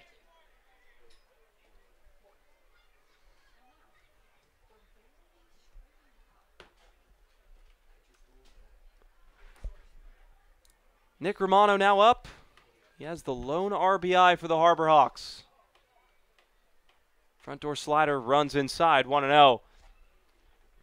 Luke Mann had a chance to get aboard, start a little bit of a fire for the Harbor Hawks. Couldn't do so, but that one hits him. And Romano is frustrated. Hit him up on the arm. He stared down Maitland, and I don't think Maitland meant that one bit. Feels bad for number 34. It just hit him up on the arm, close to the head, and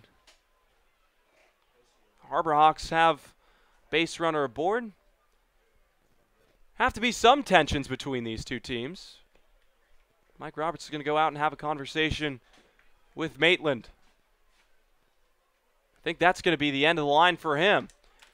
So Logan Maitland does excellent work, but there is a base runner aboard for Hyannis. Let's see who comes in to close it out for the Kettleers, or I would assume would come in to close it out for the Kettleers on the Kettleers Digital Network.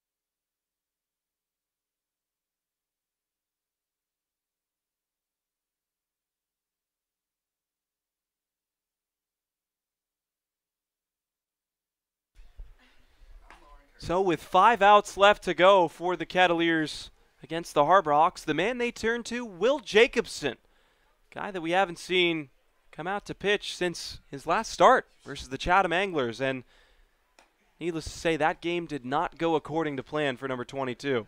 Jacobson certainly trying to put that in the rearview mirror with a solid outing today. It will be his third relief appearance of the season.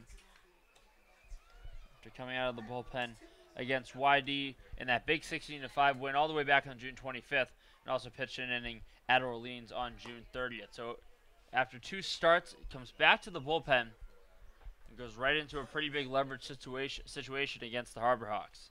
Looks like Hyannis is going to employ a pinch runner over at first. Can't see his number. But speed on the base paths. They're trying to put a runner in scoring position, and Kyle Ball already has 2 singles in today's game. One of the 5 strikeout victims to Logan Maitland as well. Jacobson steps off, checks the runner at first. He's wearing the number 3 jersey. That's Caden Rose, who was sort of a staple in his starting lineup.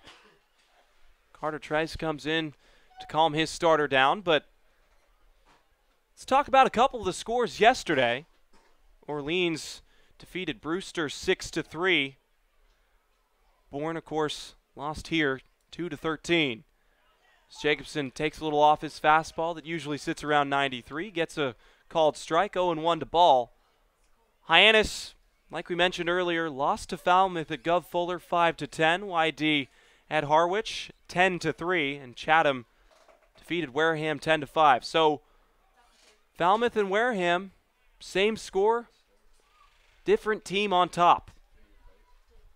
Jacobson will fire in. Back-to-back strikes. This time heats him up at 94 miles an hour. And while the velocity continues to increase pitch by pitch, it's been the location that's been consistent. 2 fastballs painted right on that outer half. So Jacobson on a mission today, and his pinpoint control is back. Ball goes up for the high fastball and fouls it straight back. You know, can we just start calling pitches out of the zone to Kyle Ball Kyles? Only in those at-bats, probably, but I'm not against it. There's a Kyle to the outside corner, right? Well, repeating a ball to ball. Ball to ball. It's too much. 0-2. Way outside. Matt Donlin had to do a stretch to keep that one from going to the backstop. Certainly wouldn't want to let Caden Rose put himself into scoring position without making Kyle Ball earn it.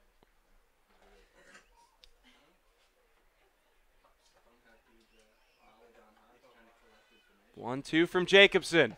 Swing and a miss. Pulled the string, foul tipped into the glove of Donlin, and that's a huge strikeout for number 22. And a good decision to change it up. Saw fastball, fastball, fastball. Now it's the breaking ball that loops all the way across the zone. Gets ball out in front. And a big out for Jacobson, who now tries to move on to Zane Harrison. Worked his way out of trouble in the 8th.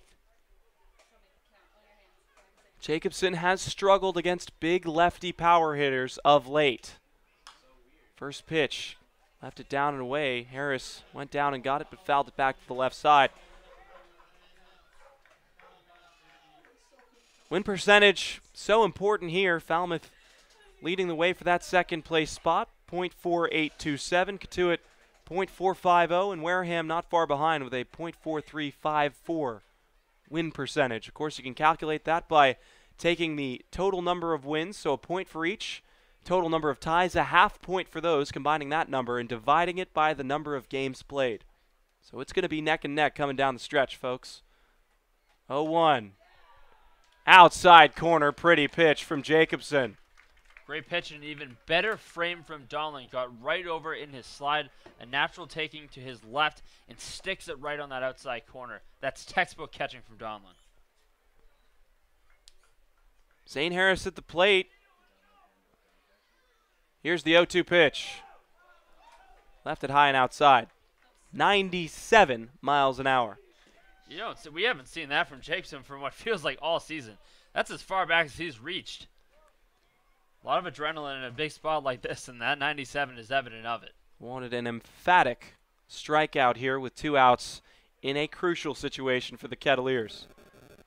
Bullpen management has been a bit questionable over the last couple of games by Cotuit, but in today's game, it's been smooth sailing despite using now 5 arms. Going into the rest day tomorrow, runner going.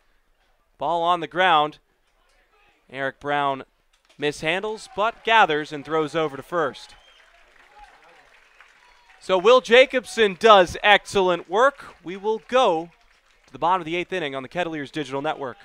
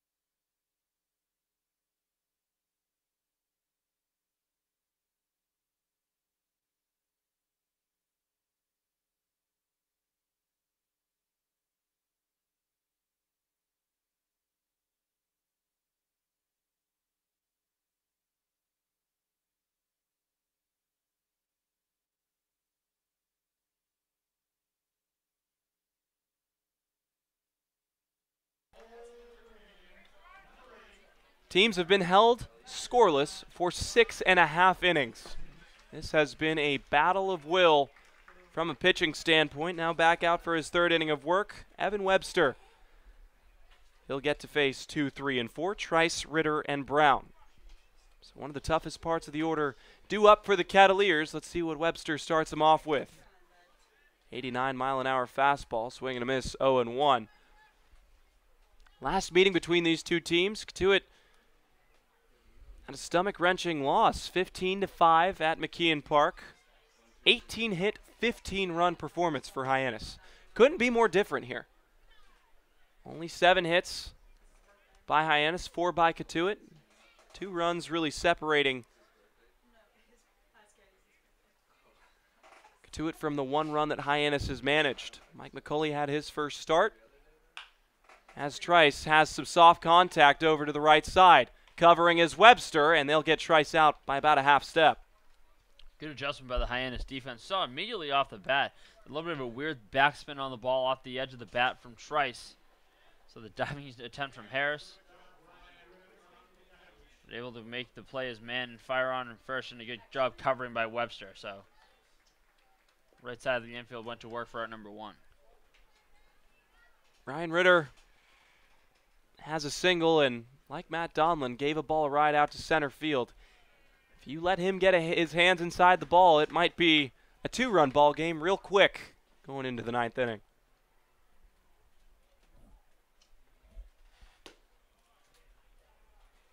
Pretty good attendance here at Lowell Park, 1,610 people. Just about 500 off the opening day number. Fans coming out in droves to see this team make a playoff push. It's quickly 3-0 to Ryan Ritter. This is a stadium that doesn't need a ton of fans to feel like an electric atmosphere. It's already one of, if not the best venue in the CCBL. When it's at its best, it's tough to beat. As there's a 4-pitch walk to Ryan Ritter. First walk issued by Evan Webster.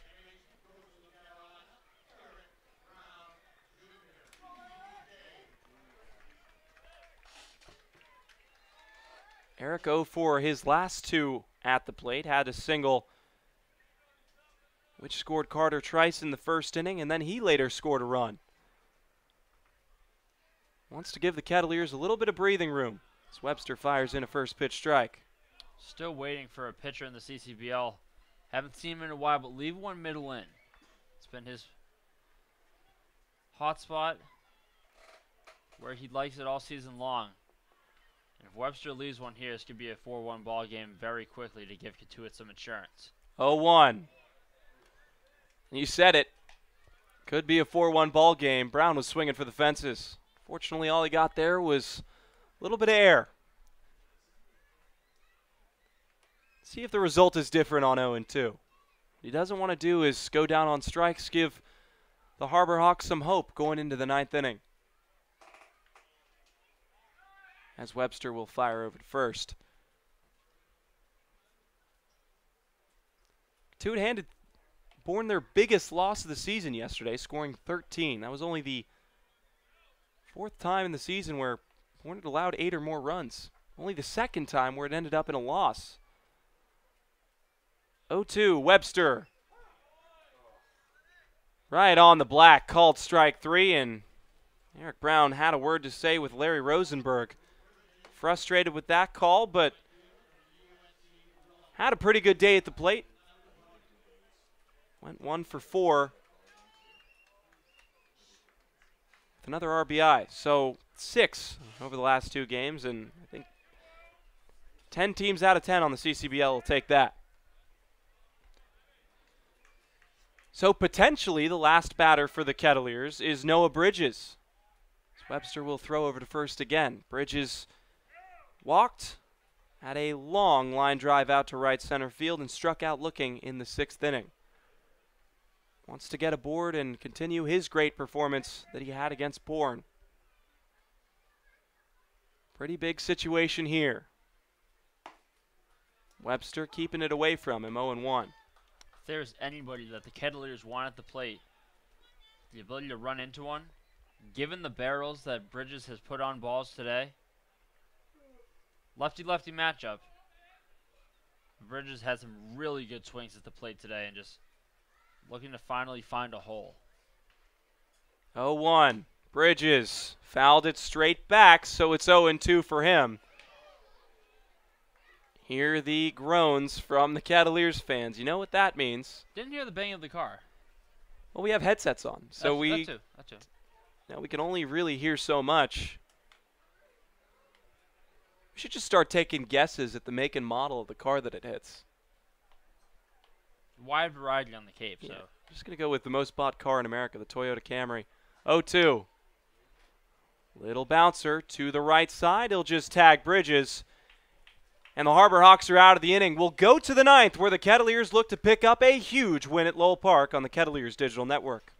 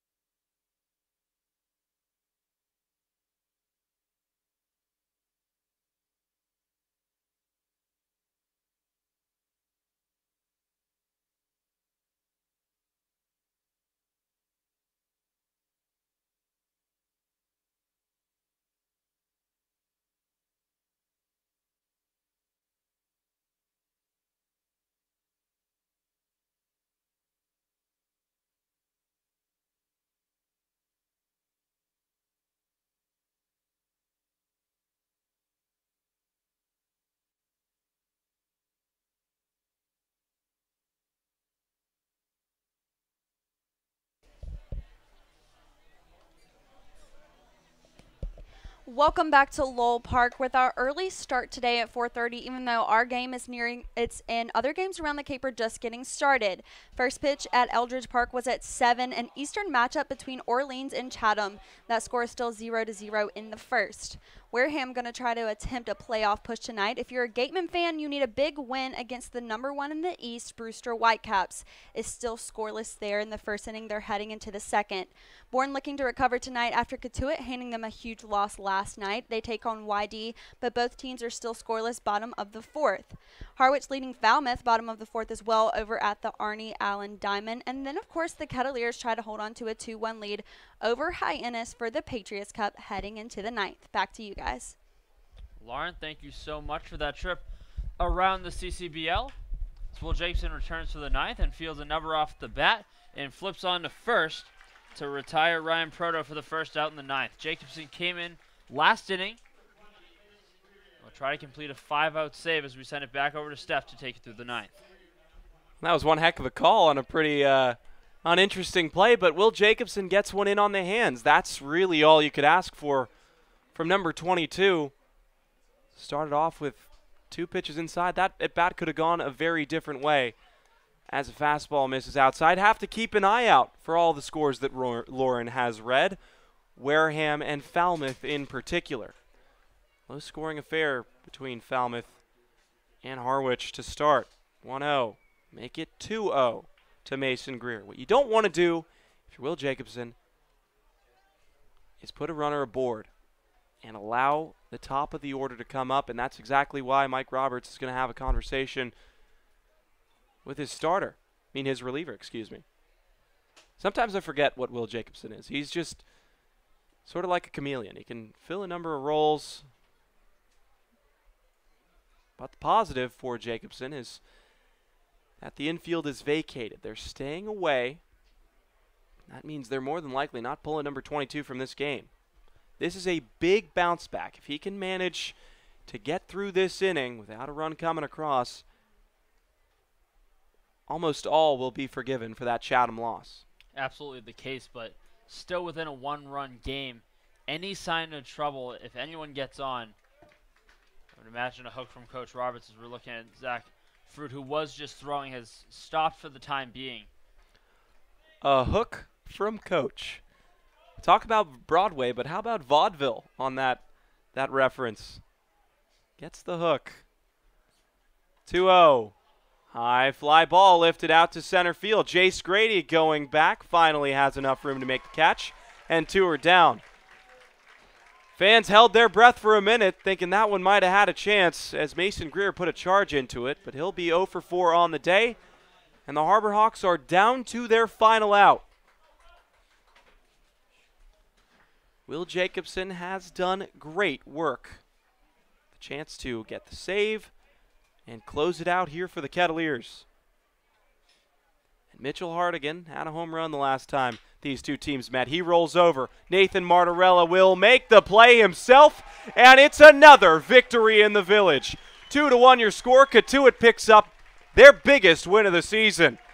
Thank you so much for joining us, folks. We'll see you again on Friday when the Kettleers face off here at 4:30 versus the Wareham Gatemen as they push for that second place spot. From our entire crew, Jack Roberts, Owen Zides, Tim Crowley, Lauren Kirkley, the absent Chris Carey, we sign off on the Kettleers Digital Network.